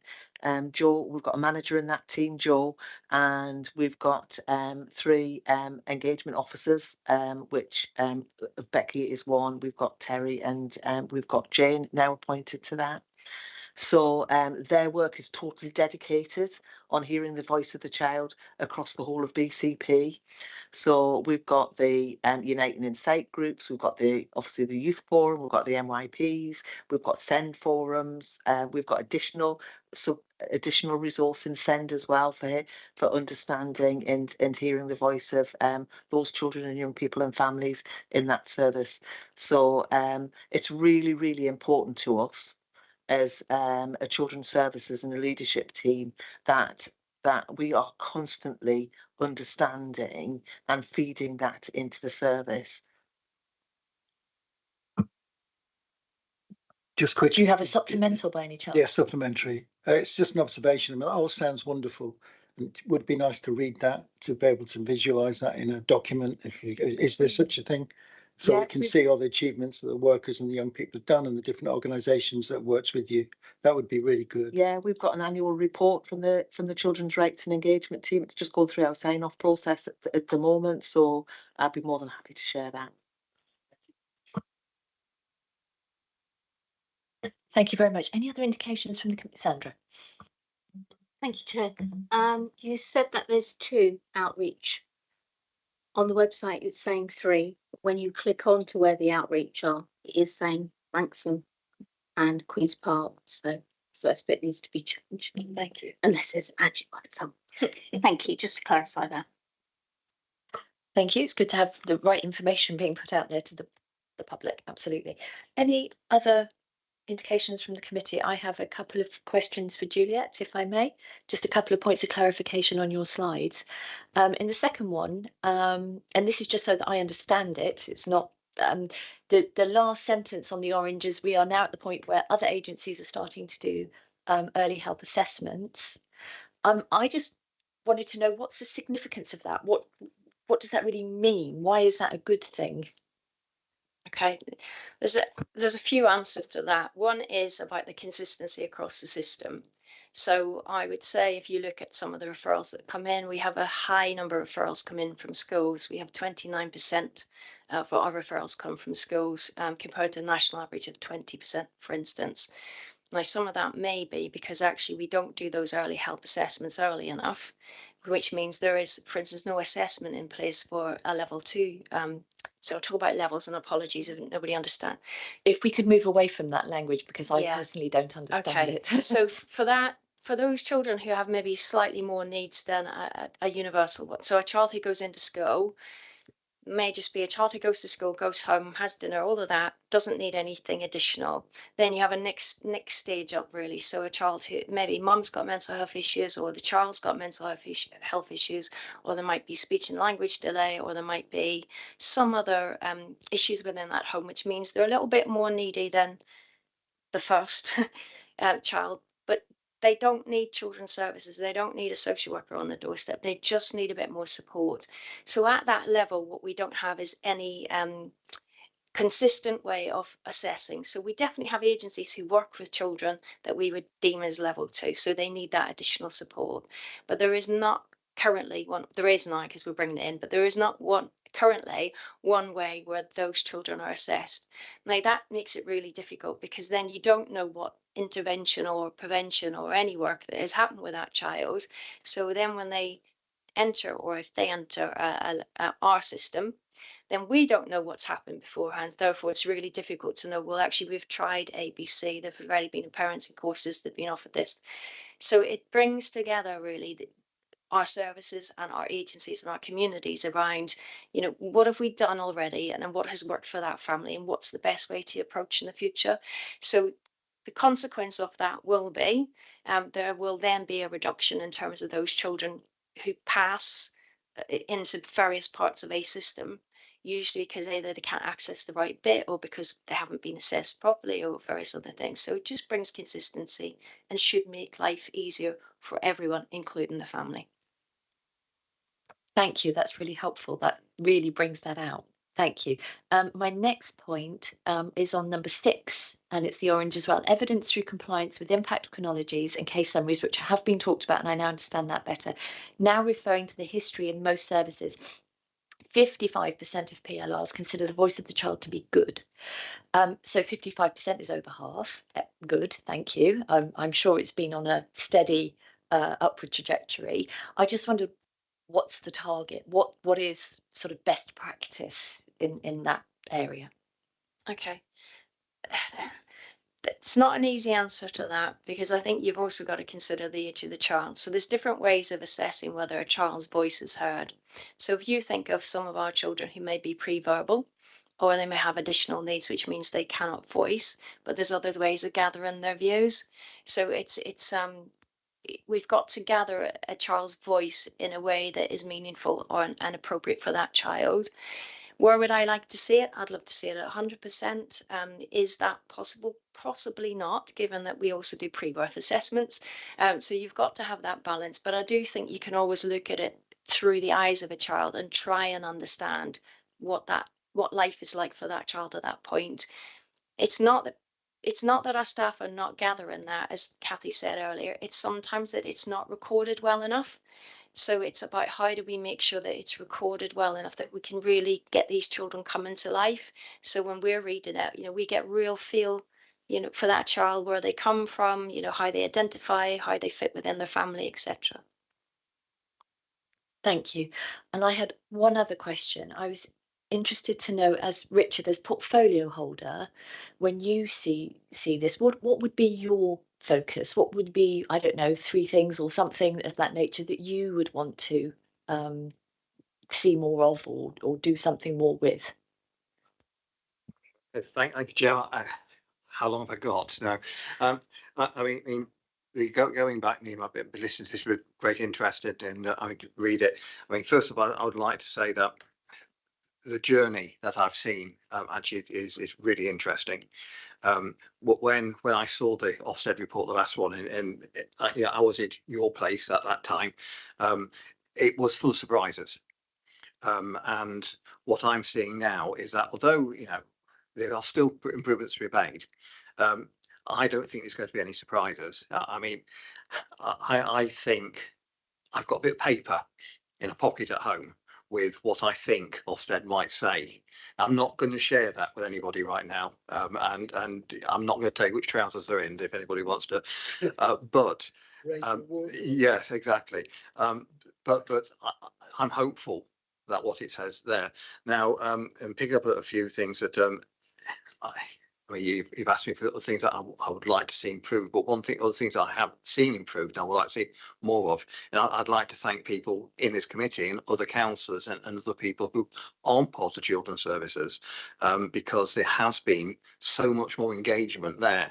When we have children's and youth events, I'm seeing so many more people getting involved in it, and I'd like to see more of that, because that is the way that we actually hear the more voice of the child. And we've heard a lot about the voice of the child. Of course, it's the voice of lots of different children, because every child is different, and every child's voice changes because they change because they get older. Hearing the voice once is never the right thing. So more the voice of the child, understanding it, is one thing I'd like to see. We talked about recruitment and retention. That I know that is something that we're working on. Saying that, having the same people here all the time isn't the right thing, because everybody needs to develop. And I would like to see a children's services which people come because we are a good place to be, and it's known for us to be a good place to be, so they can develop their career and move on, because that will encourage lots of other people to work in children's services to come here, because it's a great place to be. Getting the reward, the pay and reward sorted, is something which I'm concerned about, because that is one of those little things which are actually, it's not a little thing. It can be quite a big thing, which can hold back the number of people who want to come and work for us. Yep. The other thing is working with partners. That has developed a lot. As at the event today, there was a real buzz in the room today. When I walked down the corridor towards the room, it was noisy. You don't get noisy rooms in Civic Centre very often, and it was noisy because people were talking to each other. Now, if we went back only a year ago, that would never have happened. I think one thing that we did manage to do is we managed to avoid the blame game, and it was something that we did have to avoid, because when we was in that situation, it would have been so easy to say it's your fault, you're not doing your, but not doing that and engaging. More engagement from, we're on that journey, but more partners that we get engaged with us, the more likely it is that we become a good authority for children's services. Thank you. I think that brings us to the end of that item. I think it's been incredibly informative, and I really thank the team for 3 of you coming, really giving us a good in-depth view of what's been achieved and what is being focused on in order to keep that achievement going. Clearly with a view to the ILACS inspection that's coming, and that we are hopeful for a good outcome or a improvement. Oh, Rachel, please. You asked for the breakdown between the RI and good, so I'll put it in the chat. So it's 52% RI, 44% good, so better than I thought. It's always good that it's better than you thought. Thank you. Right. In which case, we will now move on to the budget update. That's going to be Kathy, isn't it? Yes. Yes. So we have again, we have a short presentation. I'm hoping that the presentation can be fairly quick, although I think what's important here is to bear in mind that we have the budget working group coming up, and we need to think about perhaps in our questions what our key lines of inquiry for that working group are going to be. And also it's a sort of last chance for expressions of interest when we come to that item for people on the committee to join that working group. Oh, I'm so sorry. Yeah. I'm just going to ask Lindsay to, she may want to pick up anything that I haven't mentioned, and then it'll be over to you, Kathy. Thank you. Thank you, Chair. I think you have pointed out the main thing I wanted to say was that to bear in mind any suggestions for deep dive scrutiny in the next item that will be coming up. But I just wanted to set this in the context so that members are fully aware. Hopefully you are, as a committee, really clear now that from correspondence that's gone out, that there is this wider budget development process in place involving all the overview and scrutiny committees. It's a 9-stage process. There's been some training and development for councillors on the wider financial picture earlier in the summer. This is step 2. This is about gaining a good understanding of the budget at directorate level. And this will take place at all overview and scrutiny committees. And then step 3, that scoping report, it will be about understanding where you want to take a deep dive into maximum of about 3 areas for budget scrutiny. So if you just bear that in mind throughout this presentation, that will help for you in the next item. Thank you. Thanks, Kathy, and thank you, Lindsay. Thank you, Lindsay. And if you see from the attached report, I'm just going to manage expectations here. It also it says children's services, a guide only, high needs budget, school transport cost and care growth forecast. I'm just aware that what's not reported in this budget, because it's this kind of review or presentation, is the high needs budget isn't sitting in this, only because it's part of the set aside, so it's not part of the Q1 budget. And so I think that might be something that you might want to consider, but it's not something that's actually sitting in this presentation. So just wanted to make that clear. And I'm not sure that was realised that because what we were asked to do was present Q1. And so I think, so I'll go through it. but it might be there are more questions that come from this and you might want some more information. I have asked Joe, my learned colleague in the cheap seats at the back there, to put the presentation up, because there was a bit of a timing issue between when we put the papers in here and some revisions in terms of environments across, so the figures weren't quite correct. They were at the time that the report went in, but there's some more environment that went in, so there's just some changes. So Joe, you have got it up there, haven't you? Yeah, so you will notice some slight differences. All right. Okay, so let me just make sure I've got the right one. Right, okay, just in terms of where did the budget sit, there is a number of service areas. Obviously you're familiar with some of them because of today. You've got the safeguarding and early help, quality governance, management, commissioning, partnerships, education and skills, and corporate parenting. And if we go on to the next slide, what you'll see is this is the portion out of the 91 million spend across the services. Okay, so corporate parenting and permanency takes up 60%. That's that orange piece of the pie. Now that obviously that is staffing, but also yeah, so that's staffing, education and skills. Majority of staffing is the pink. Then we've got safeguarding early help, children's quality and governance, and management and commissioning and partnerships. And so that's the kind of proportion out that you've got. So that might lead you to some thinking about where you would like to go. If we go on to the next slide, what you'll see here, sorry, let's make sure I've got, is obviously the projected overspend. Within management and commissioning, there is a proportionate of agency budgeted for, and so that is why there is an underspend in that area. But if we look at safeguarding, corporate parenting, quality and governance, those three are all related to overspends in staffing and agency staffing. And as I said, although we've achieved that 30-70%, that 30% agency staff, 70% permanent, there are particular teams where we have agency staff, so obviously particular risks. There is also some work that's been done nationally in terms of the commissioning of agency staff and equal pay through a regional or national agreement, which comes into force October 25. So there will be some different arrangements there. So again, that's an area that you may want to consider, and also consider what that would mean in October 25. If we look at the education and skills, the overspend there is in transport. And obviously there has been some reviews in transport. There's also some national debate about the statutory guidance around transport for children and whether it's still fit for purpose in terms of whether it needs a review or a refresh. So that also might be an area that you so wish to look at. And so you can see the projected overspend and the areas for that.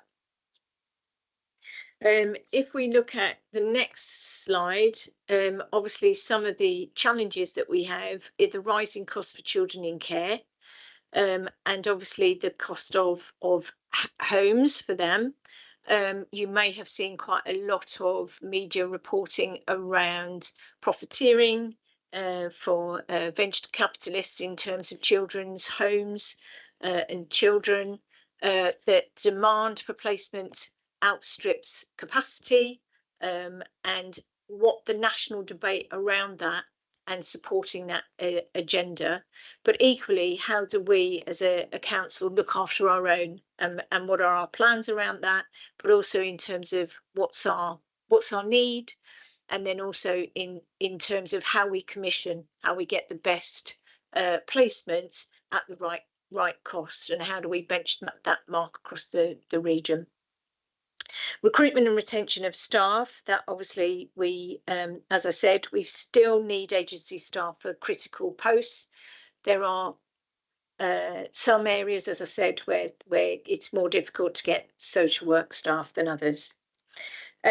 there are some delayed in the budget savings, which are linked to some of our corporate priorities. So again, new service delivery model, you'll see in a minute, there is a savings amount attached to that. It isn't going to be delivered on the 1st of October because of a number of corporate issues, but we plan to deliver it in the new year. And then obviously, as we have more demand in terms of EHCPs, and EHCPs, the demand goes up. That also means there's additional demand in send transport, and there's already a budget pressure.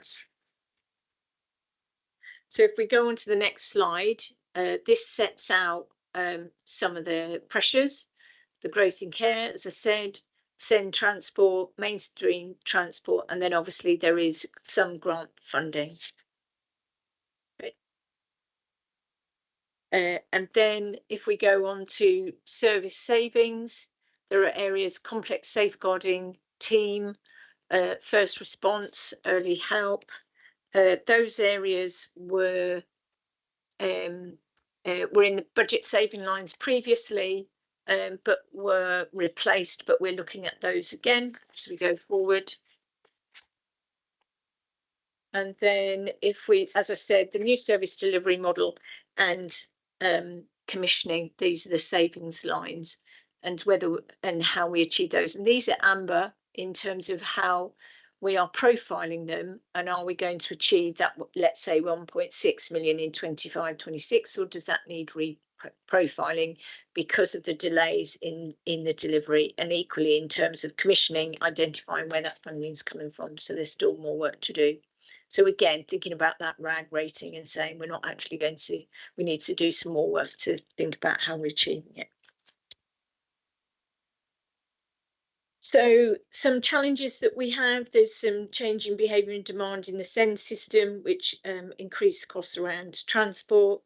There's specialist demands from schools in terms of send, and also children in care system, which is higher in the BCP area than the national average. Obviously, there's children's social care statutory direction and the challenges around that brings in terms of delivery, meeting need, and the increasing costs. Statutory direction equally, it's resulted in improved timeliness. We are doing a really good job in that area, but the impact then is on expenditure. Yeah. Sufficiency in children's social care and send in terms of specialist placements, that's driving up costs. And then national pressures, shortage of particular areas of staff, social workers, EPs, etc. I'll end on the opportunities. There are opportunities to support our young people to go home. It's called a reunification project, but I was never reunified when I went home. You go home, don't you? So we're really trying to use more appropriate language. We need to develop the local market and improve our relationships with our providers and our commissioners. Change and shift in how we work with children across our partners, how we deliver service, so for instance, how do we support schools to retain some children or help them provide different services. Restructure, we're always looking at more efficient, effective ways of doing that. We've achieved quite a lot in early help. We're beginning to achieve that in send, fostering a new service delivery, and then improving our digital offer. Is there things that we can do more quicker and more efficiently using digital IT? And then we are looking to review our home to school transport policy. And I guess you will have seen that there are other local authorities who are already doing that and have done that. I'm sure there are lots of questions. Yeah. Thank you very much. So I am going to kick off with Phil, then I'll come to Michael, and then I've got Peter, and I will make any other notes as people put their hands up. Phil, over to you. Yep. Thank you, Chair, and thank you very much for the presentation. It's a familiar theme that we're always that we have every year now in the spends in children's services, and I completely understand it is because of increased pressure that we see in that area. But I just want to ask a little bit about what the plans are, because the paper that we're seeing in front of us clearly shows almost £3.3 million projected overspend on the budget, which is already up year on year from last year. And when you look at the slide on the MTFP pressures, so that's what's going to happen next year and the year after and the year after that, already we're showing that on top of the overspend this year, we're predicting a £9.5 million additional spend next year, followed by an additional £6 million the following year, an additional £6 million the year after that. And whilst I understand the growing pressures that we have, a lot of the quantum of that is growth on care, as we're calling it. And we outline the challenges and some of the opportunities, but I don't really see a mitigation plan. I'm sure there is one, because I'm sure that we're not just going to accept that, well, I guess we're going to have to spend another £9.5 million next year. So could you just outline a little bit of the thoughts of where you think we're going to be, so that are we going to be sat here at the end of the year forecasting £9.5 million extra next year, or do you have confidence that there are ways to avoid that? So you're absolutely right. There are a number of mitigations. Some of those are at our gift to manage. Some of them may not be. So as I described, that national issue about the capacity of placement and the demand doesn't fit. And so therefore for example, you'll be chasing a placement, let's say on a Friday afternoon, there'll be 4 local authorities wanting that one placement. And unfortunately, it becomes into a bit of a bidding war. The Competitions and Marketing Agency has looked at that. And so there is some work nationally about regional commissioning. And so there is some work about us regionally commissioning. So by weight of local authorities, we can begin to manoeuvre and manage the market better at a regional level. I think we would have liked, nationally, I think we would have liked more to have happened in that space about profiteering. Although my caution around that is that we need to think about how we work with providers, because obviously we do not want the market to just disappear if certain decisions are made. We need to kind of develop that from a regional basis, but also from a local basis in terms of working with our own providers and our commissioning and our contracting. We then need to look at what opportunities are there once we have an understanding of our sufficiency needs. What's our needs for homes? What is it that we need to do and put in place to increase either our own placements or commission out? And so all of that work needs to be done. What we've been living in is a HOP system. So what is BCP's normal figures and numbers? And I would say we're only beginning to stabilise that, but that's against a backdrop of COVID and everybody seeing an increase of children coming into care. And so what is that norm? So we understand who are the children and what are the placements, what are the homes that we need. So that work is happening. There's also that bit about how do we enable families to care for their own children. So all that fronting word that Juliet's talked about, that early help, targeted support, so that we are enabling children to stay with their families. We then look at, are there ways of children can step out of children's social care into special guardianship? We were a lot lower on our special guardianships. We are now, there are more children going into special guardianship. So that means that they're not in that statutory environment. And then also, as we spoke about in that, in the improvement work, is how do we support children to go home, whether that's to a relative, whether that's to back home to their own parents. So all of those things will contribute to bringing those care costs down.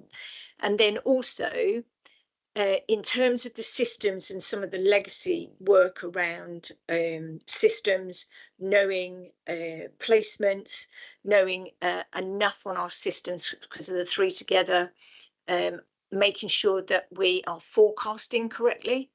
And there's been some significant work done as to what is the actual forecasting figure. You know, a system's well and good, but if the information going on that system isn't always correct, then your forecasting is not always going to be right. So there's a lot of work going on in that area to look at that. So it's multifaceted in terms of that work. And so that work should, over a period of time, exactly bring that figure down. Sorry, just a quick supplementary, and for the record, I think some of the work that is being undertaken at the moment, particularly actually from Juliet and the team, is fantastic. But there is a difference between service provision and budget management. We all know that. It's not particularly nice, but it's the reality. And you've used some terms like profiteering and venture capitalists. But when you opened and talked about the outterm, you putting a heavy focus on agency staff. So could you just give me a little handle, even if it's broad brush, on how much you think the extra burden is falling because of the heavier reliance on agency staff, albeit with a plan to reduce that, and how much do you think is the system going wrong? Sorry, can you just clarify for me when you say the system is going wrong? I mean, you put down some of the growth in the sector to increase costs through profiteering, as you said, but then equally you talked about the budget becoming, is always difficult to manage when you have a heavy reliance on agency staff, and there might be regional / national solutions coming. What's the breakdown? Is it actually 80% of our budget overload, if you like, is agency, or where do you think it's at? No, it's not 80%. I'd have to talk to my learned finance colleague to get. I'm just trying to get a handle on how much is there a societal problem, and how much of it is, if you're looking next year in terms of managing the budget overspend, how much of it is within our control? Yeah. It's and I guess that I'll let Rachel wants to come in, but I think that it's difficult, isn't it? Because there has to be service delivery, and so we have been reducing in terms of agency, but there are particular areas which is a challenge, and I would say that is no different to other children's services, but it's how we manage that and the opportunities we use either to replace permanent staff. We've gone through a system where we've gone through a period of time where we've now got a stable leadership team. Next layer down is stable, permanent. Next layer down, and that all begins to make a more stable staff group. So there will be, but I think there is always a percentage of staff in any local authority which will be agency, and the run rate it used to be around 13 to 15%. And so that's where we would be looking for. Our aim was 2080. We're now at 3070. So that's where our target is. And I don't know at this moment in time. I'd have to look at my regional colleagues about where their agency figures sit, but it's usually around 13 to 15%. I think it's just useful to note as well that there's in 22-23 there was a 22% reduction in people qualifying as social workers, and we now have a children's social worker lifespan of about 3.5 years for a social worker staying in that profession. So I think all of that impacts on how we're able to perform in that area. So we are doing extremely well with our recruitment through the labour market supplements and moving out of inadequate and all of that type of thing. But it's going to be a fierce market going forward with that level of reduction in resource. Thank you for that. Michael. Thank you. It leads on nicely to my question, really. Firstly, I'll comment Richard's point about getting involved, and I've checked up, and the event, the knife event, I think that's at 11 o'clock at the bandstand on Saturday. So I'll make best efforts to be there and support that, and encourage other councillors that may be listening to do the same if they can. My question is though, one of the routes out, and you mentioned obviously training and routes in. To what extent are we looking to recruit our own in the sort of apprenticeships and graduate training schemes? What have we got in train at the moment for that? So we call that our grow your own, grow our own, and we've been very successful over the last 4 years with regards to our grow your own. I think we've had 50 new social workers coming through that particular process. So we've got apprenticeships, We've got incentives to for our ASYEs and a whole programme supporting that Grow Your Own initiative. It's the best way to get social work staff and to keep them for longer. Is through that process. So it's well established, it's well thought of. We get a grant from the government, and we lead on that with for 2 other local authorities as well. And the reason I mention this, I work in an industry where we switched from taking graduates now to taking apprentices and putting them on degree courses, degree apprenticeships, which I think you've got to do as a social worker. Really, it's the route in. Have you sort of partnered with any training establishments or universities to deliver? Yeah, we've just changed, and we I can't remember the name of the apprenticeship, but we've just changed, and we're now working with Solent University. We have worked with Bournemouth University, but we've worked with Solent University now.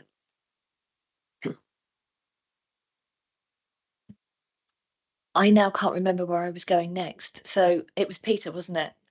Thank you. The 2 questions have answered loads, but there's a couple just delving. And in terms of the agency, the 30% figure, I'd be really interested to know who they are and how they fit together in a schematic framework with other businesses around the country that are involved in that kind of work. A kind of a dumb question on my part is where does the budget sit with refugees and asylum seekers that come in? Where does that sit? Because I haven't, maybe it's because I've not looked enough, but I don't see that kind of anywhere. And I'd be interested to see where that money comes from. So that's really it, though. Thanks to you 2, really, for covering ground that I was going to cover. It's good. Thanks. We can give that. We can send in that breakdown of where those agency staff are. We can do that. Yeah. Thank you. The budget for asylum seekers, young people, sits within our care leavers budget, and children in care. It depends where they sit, so it comes part of that. And then there is some grant funding that comes from the government to support those placements. But I would add, it's not adequate to cover all our costs. Yeah. I suppose that's where I was going to, because it seems an invisible figure. It would be good to be able to see that figure, and then we could see where we need support. Okay, we'll do that. Thank you. Thank you. David, you had some questions. Kathy, I know that on 2nd of October you're presenting a report into Cabinet, aren't you, around this very subject, around budgets and savings, etc. And I presume a lot of work's already gone into that, and it's always in the background being done. And I'm just wondering, the chair as well, if that would be something that we could discuss at November's ONS, or we could sort of, as a committee, discuss that if it's appropriate, if that's okay. Are you referring to the high needs block paper? Yes. Yes, I think the timing hasn't been, I think it's just timing because it goes in tomorrow. And the outline of the paper is looking at the forecast. So what the forecast and what was agreed in the budget, and the reforecasting due to an overspend against the agreed kind of forecast. And so it looks at the reasons for that, and that's what's going to Cabinet. But I see no reason why that can't. Thank you. Any other questions on this segment before we move into the the budget working group item? No, we are. Okay, thank you. In that case, I am going to hand over to Lindsay to just lay out for us exactly what we're going to try and achieve and tackle in the next item. I'm aware of time, by the way. So I'm just wondering if we should break for a short break, or do we want to press on because we only have items for information after this? Are we happy to press on? I'm getting a nod from everybody. Okay, thank you. So we will press on. Lindsay, over to you, please. Thank you. Thank you. Yeah, the report, I think, really does what it says on the tin in terms of the ask from you as a committee in setting up the working group.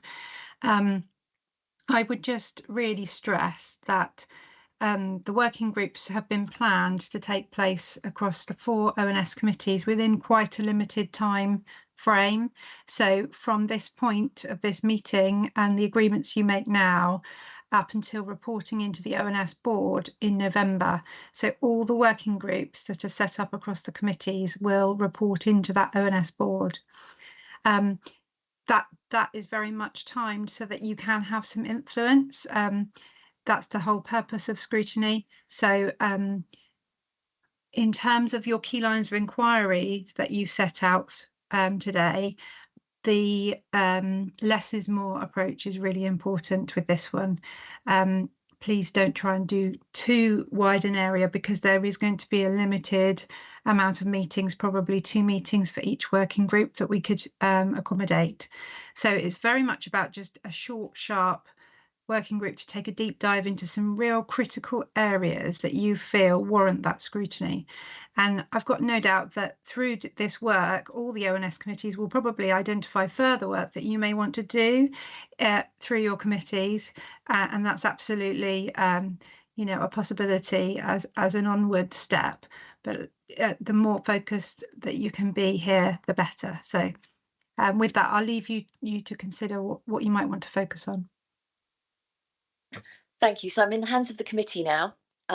We have already asked people for expressions of interest to be on the working group, and we have currently 3 people, which is Peter, David, and myself as chair. I will be on the committee. So I suppose I'm firstly checking, is there anybody else who wishes to express an interest to be on this group who hasn't already come forward? The guidance was to have 3 or 4 members on the committee. No, thank you. Right, so we have 3 members of the committee, so we will take that as an agreed committee, subgroup. I'll even get the wording right in a moment. Working group. There we go. So the next stage of the debate is those key lines of inquiry. Now, officers have been asked, and they have given us these 3 suggestions, which are the high needs budget, school transport costs, and the care growth forecast. And now it's really open to the floor to discuss and agree which those should be. Phil, was that a finger? Yes. Finger rather than a hand, so just doesn't mean I'm going to talk any less. So my personal view is I think it feels like they're the right 3 lines of inquiries if you're limiting it to 3, not least because when you look at the previous presentation, those are clearly the areas which are causing the most burden in terms of overspend and difficulty in the future. 2 points I would make on it, however. First of all, just in terms of how to approach these budget settings, I think it's really critical that we focus on the so what. How can we actually affect change in these areas? Because it's really easy just to receive them and go, isn't that terrible? But I think we get real utility out of them if by doing these deep dives to try and figure out, well, how can we help the budget rather than just understand it more? And I'm sure that's the aim of the process. And it's why I was asking some of the questions earlier on about agency and around how much the market is playing a factor, because that might be reality, but on the flip side, it's very easy to say, well, of course, the market's broken, so we can't do anything about it. Well, that's not going to fix next year's overspend. So yes, first of all, hopefully they're really focused on how we can get those budgets closed. The only other question I had is the high needs budget. Can we do anything in that area? It's again, it's really important for us to be doing deep dives. I'm sure I urge this committee to be looking at it more, because we're hitting another critical time, particularly as we're talking around statutory overrides and conversations with government. But outside of that, what extra can we add? I'm sure there is, but can we add value in that area? I will.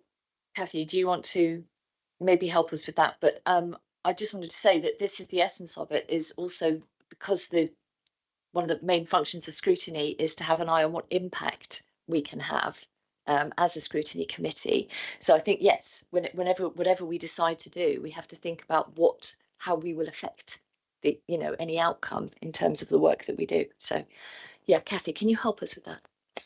Yeah, I think that's a really good thought around the usefulness of that curiosity from a local level. It's reassuring.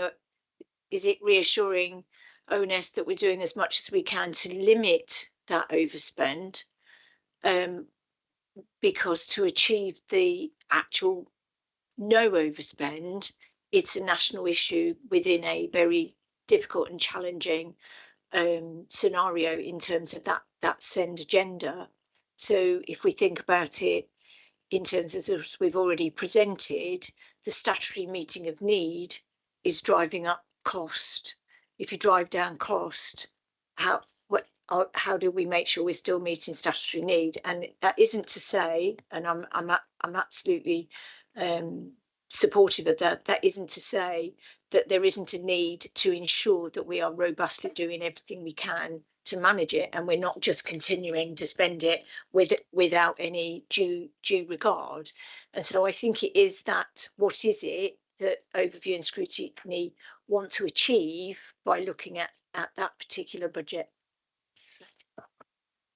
David wants to comment.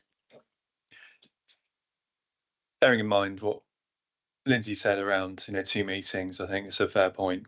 For me, transport care growth is probably where we're going to be able to have the majority of focus and a realistic,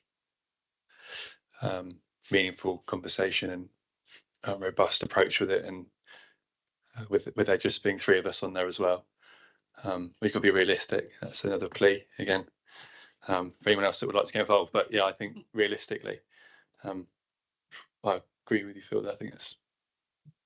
I think the question actually might be, you said they're the right 3. I think the question is, do we do 3, perhaps? Because the guidance is we do 2 or 3. And if we have 3 people and essentially, well, we've got 2 months, but the majority of the work will be carried out in the month of October, is the plan. Are we stretching ourselves with 3? Should we focus on 2? I'm just putting it out there as a question. I'm not presupposing the answer.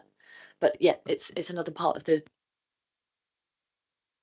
I completely agree, and it's really easy for me to say because I'm not on the committee and I'm just very busy. But no, we all know. It's easy to say what other people should do, but it's part of the reason I was asking the question around the high needs budget and the high needs block in particular, in that could dominate a lot of time, and if it's essentially ineffectual, the effort that we can put in as a budget working group, would it not be better to focus on school transport cost care growth with a laser focus on is it uncover all the the stones? Is there anything we're not thinking of, or how good would it be for that working group to come back and went, what, we've looked at this for 2 months and we're completely confident the team are doing absolutely what they can in this area, and we've got statutory responsibilities. It's a high growth area. Bang, job done. That gives confidence.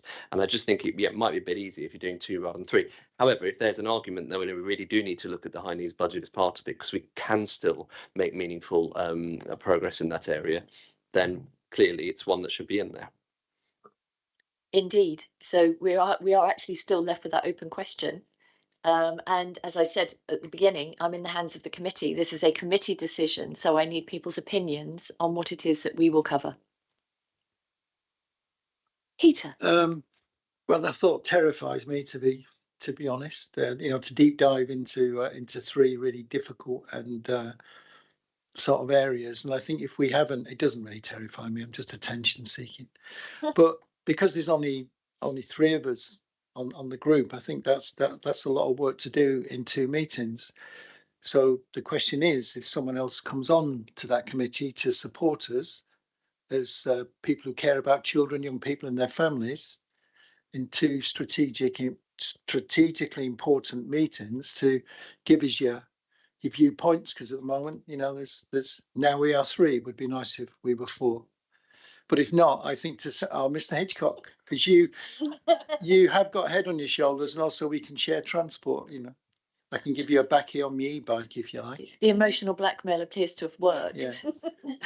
So that's, you know, I'll go with the collective. I'll, you know, hit all three, but I want to just tear apart. We need strategic crochet hookers to pull.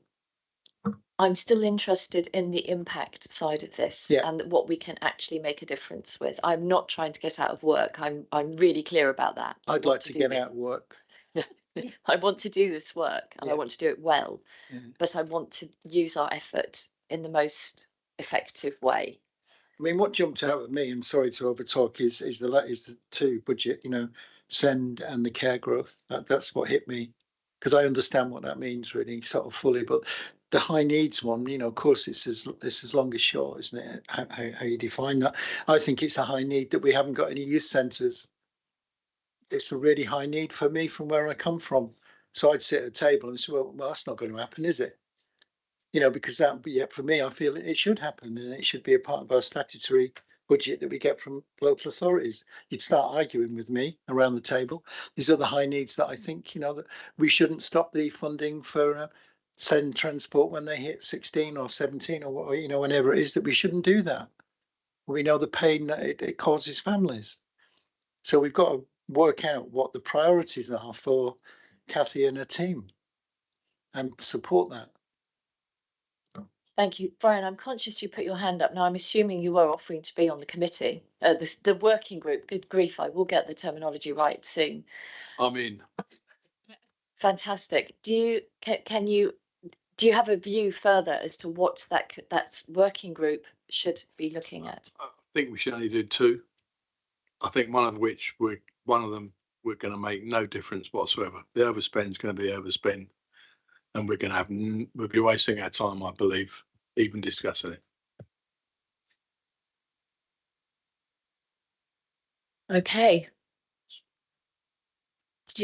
I'm just going to take some guidance from Democratic Services. Do we have to have like a proposer and a seconder for what this working group will look at? Do we need to do it in that kind of format, please?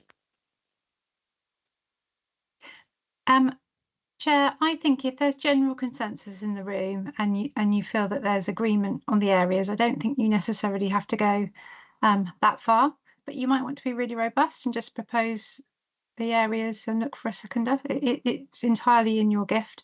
And I would, if I could input around the number that you do, I would say if you're on the fence with the side of less, if possible, I do think even one topic could take a long time to do. And even with more members on the group, you still have 2 meetings in which to do the work. So yeah, really targeted is what I would suggest. David. Happily try and propose something around that for our budget working group. We prioritise school transport costs and care growth forecast, with a view that high needs block budget can be reviewed in November when we've got further support in report and overview and information for November, with 4 members we've got in the committee. That's what I'm thinking.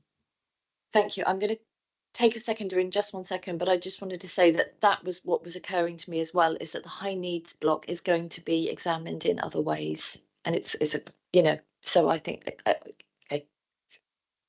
It's exactly the point I was raising at the beginning. I think you'll get more added value by focusing on those 2 areas. So I'm happy to second the motion, with the additional factor as well that you've got Peter on it, who's the only person that talks more than me. So with 2 meetings, you might only get through half anyway. But no, I'm only joking. But I think that would give the clarity of focus in those meetings, and I think it should be good. I'm all about clarity of focus.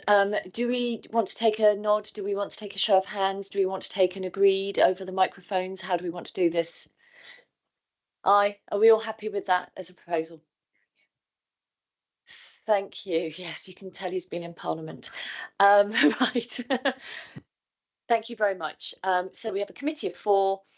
We have those 2 topics agreed, and I feel confident that we can do those justice. Thank you. Moving on. We're now at the items for information. Oh, I'm so sorry, Lindsay.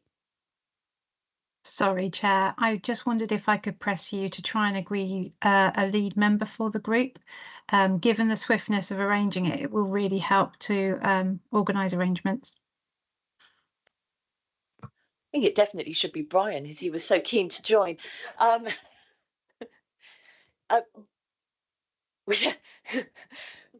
As we have the 4 members here, does anybody wish to be the lead member? I am agnostic on this completely. Right, it's going to be me, that's fine. I am the chair of the committee. It seems fair that I take that responsibility on. Yeah, thank you. You're welcome. Yes, I'll try, Peter. Lindsay, you happy with that? That's fine, thank you. And we will work with the relevant officers to establish a suitable lead officer, which is the other ask of the report. So I'm happy with everything you set out with that item. Thank you. Thank you very much. Right, so we are now moving on to the items for information. We have, first of all, we have Lindsay's overview and scrutiny annual report. Traditionally, items for information are not discussed. There's no presentation. However, if somebody does have a question, Lindsay is here and is able to answer. I am open. No, we are all content on that one. Thank you very much.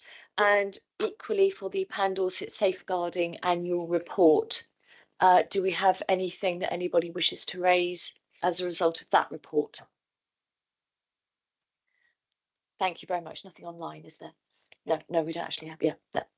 Thank you very much. In which case, I now go to our portfolio holder for his update, please. Thank you, Jim. Before I actually start, I'm really looking forward to seeing the outcome of this working group. And if it's come up with some good ideas, I'll be, that is making the difference.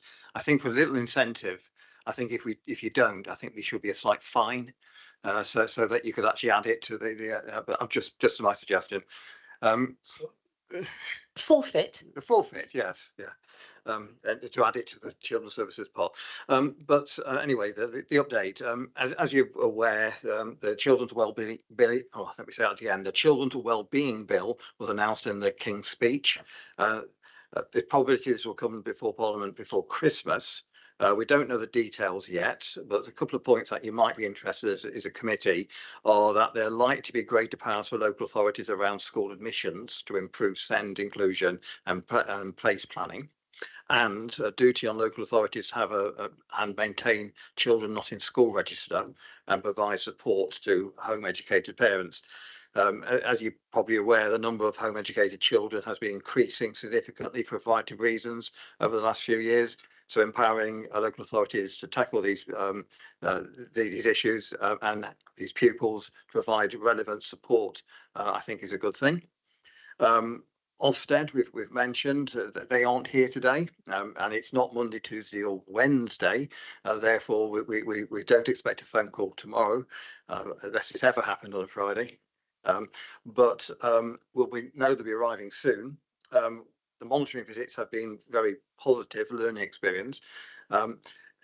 Ofsted, I mean, everybody's scared of Ofsted.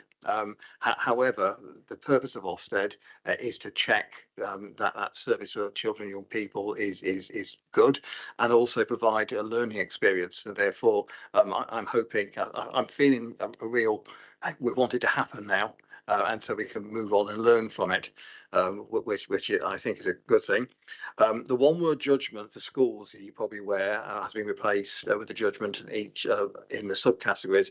I know this won't be happening yet with local authorities, but the ILAC, which is what we call the Ofsted for local authorities, will change from one word. However, it's not going to be now, it'll be next year probably. So we'll get a one-word inspection. Whilst we're talking about Ofsted, the schools inclusion record is also likely to figure in schools inspections at some point in 2025, and it will be working to ensure that the LA is ready to support schools with this. There's a question at ONS last time regarding the publishing of 3 letters. The letters, as I said in my answer, the letters will be published as part of the leaders' report in the June council meeting on Tuesday, the 4th of June. By which time we would we would hope to have responses from all 3 letters. However, due to the appointment of the new leader taking place in the July council meeting, the leaders' report was not an item on that council agenda. I know Democratic Services are helping to make sure that we look into that and make sure that it will happen. The preparation for the corporate parenting peer review is in progress. It's progressing well. It's taking place on the 30th of this month, and the provisional feedback is booked in for the 3rd of October. I mentioned that previously, so just to keep you updated. You mentioned the Pan Dorset Children's Partnership annual report, which is going to Cabinet. It came as information. This will be the last Pan Dorset report because it will be changed to a BCP and Dorset separate from now on. Just to point out, of course, which you all know, you're all welcome to attend Cabinet, the chair and any members, in fact, any councillor is, and there will always be a time for you can speak and ask questions or make a comment at Cabinet. So if you do happen to think of something that you want to make a point on that, please do come along or join online.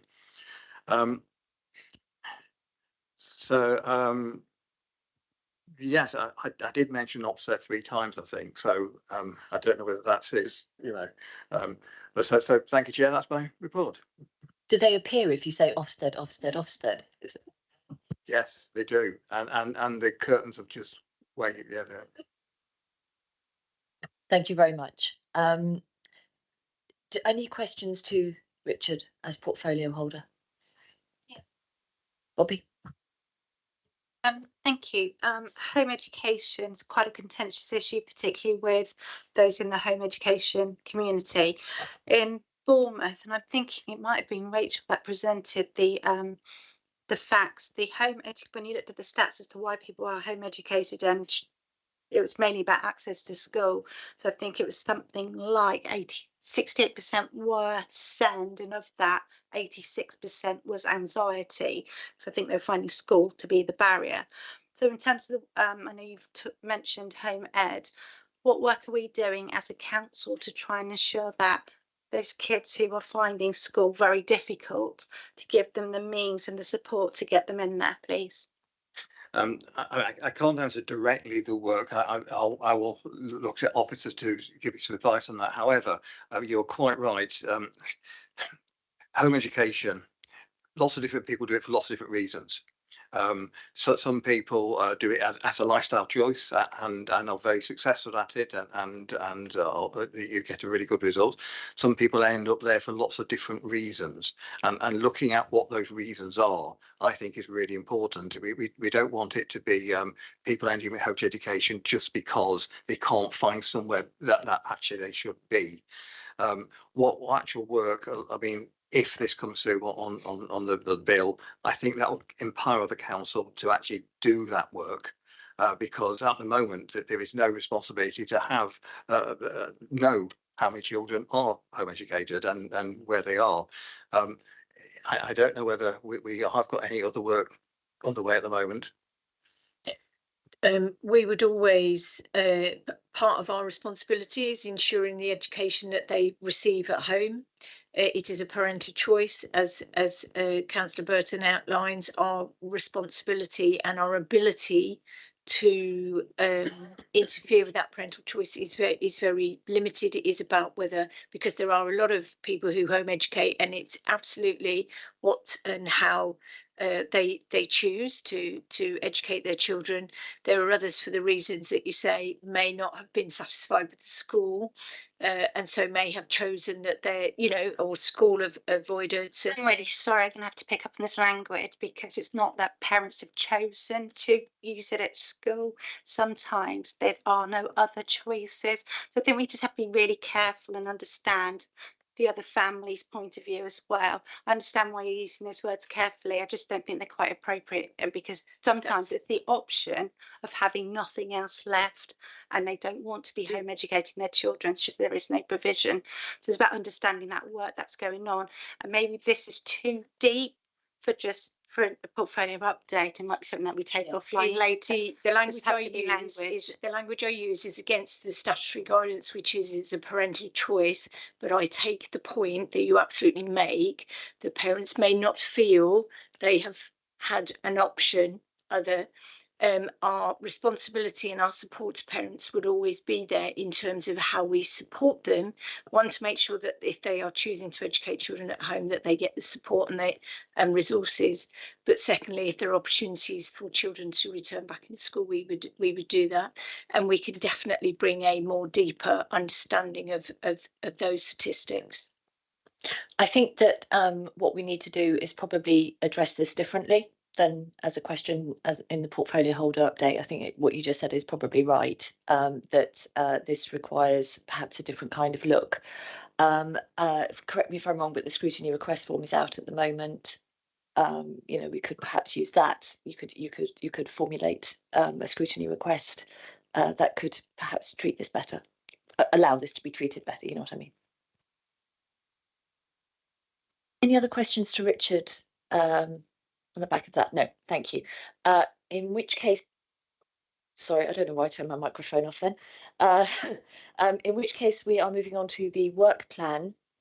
And Lindsay, I think you were going to come in at this point, if that's correct, because obviously we have things afoot on the work planning front.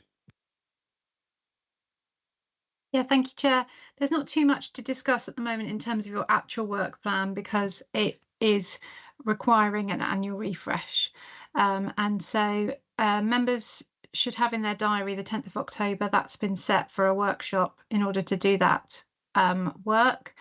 There will be contact with you soon from Democratic Services asking for your suggestions as a committee. So as you've just said about a scrutiny request form, absolutely we'll be putting out request forms for topics to feed into that workshop.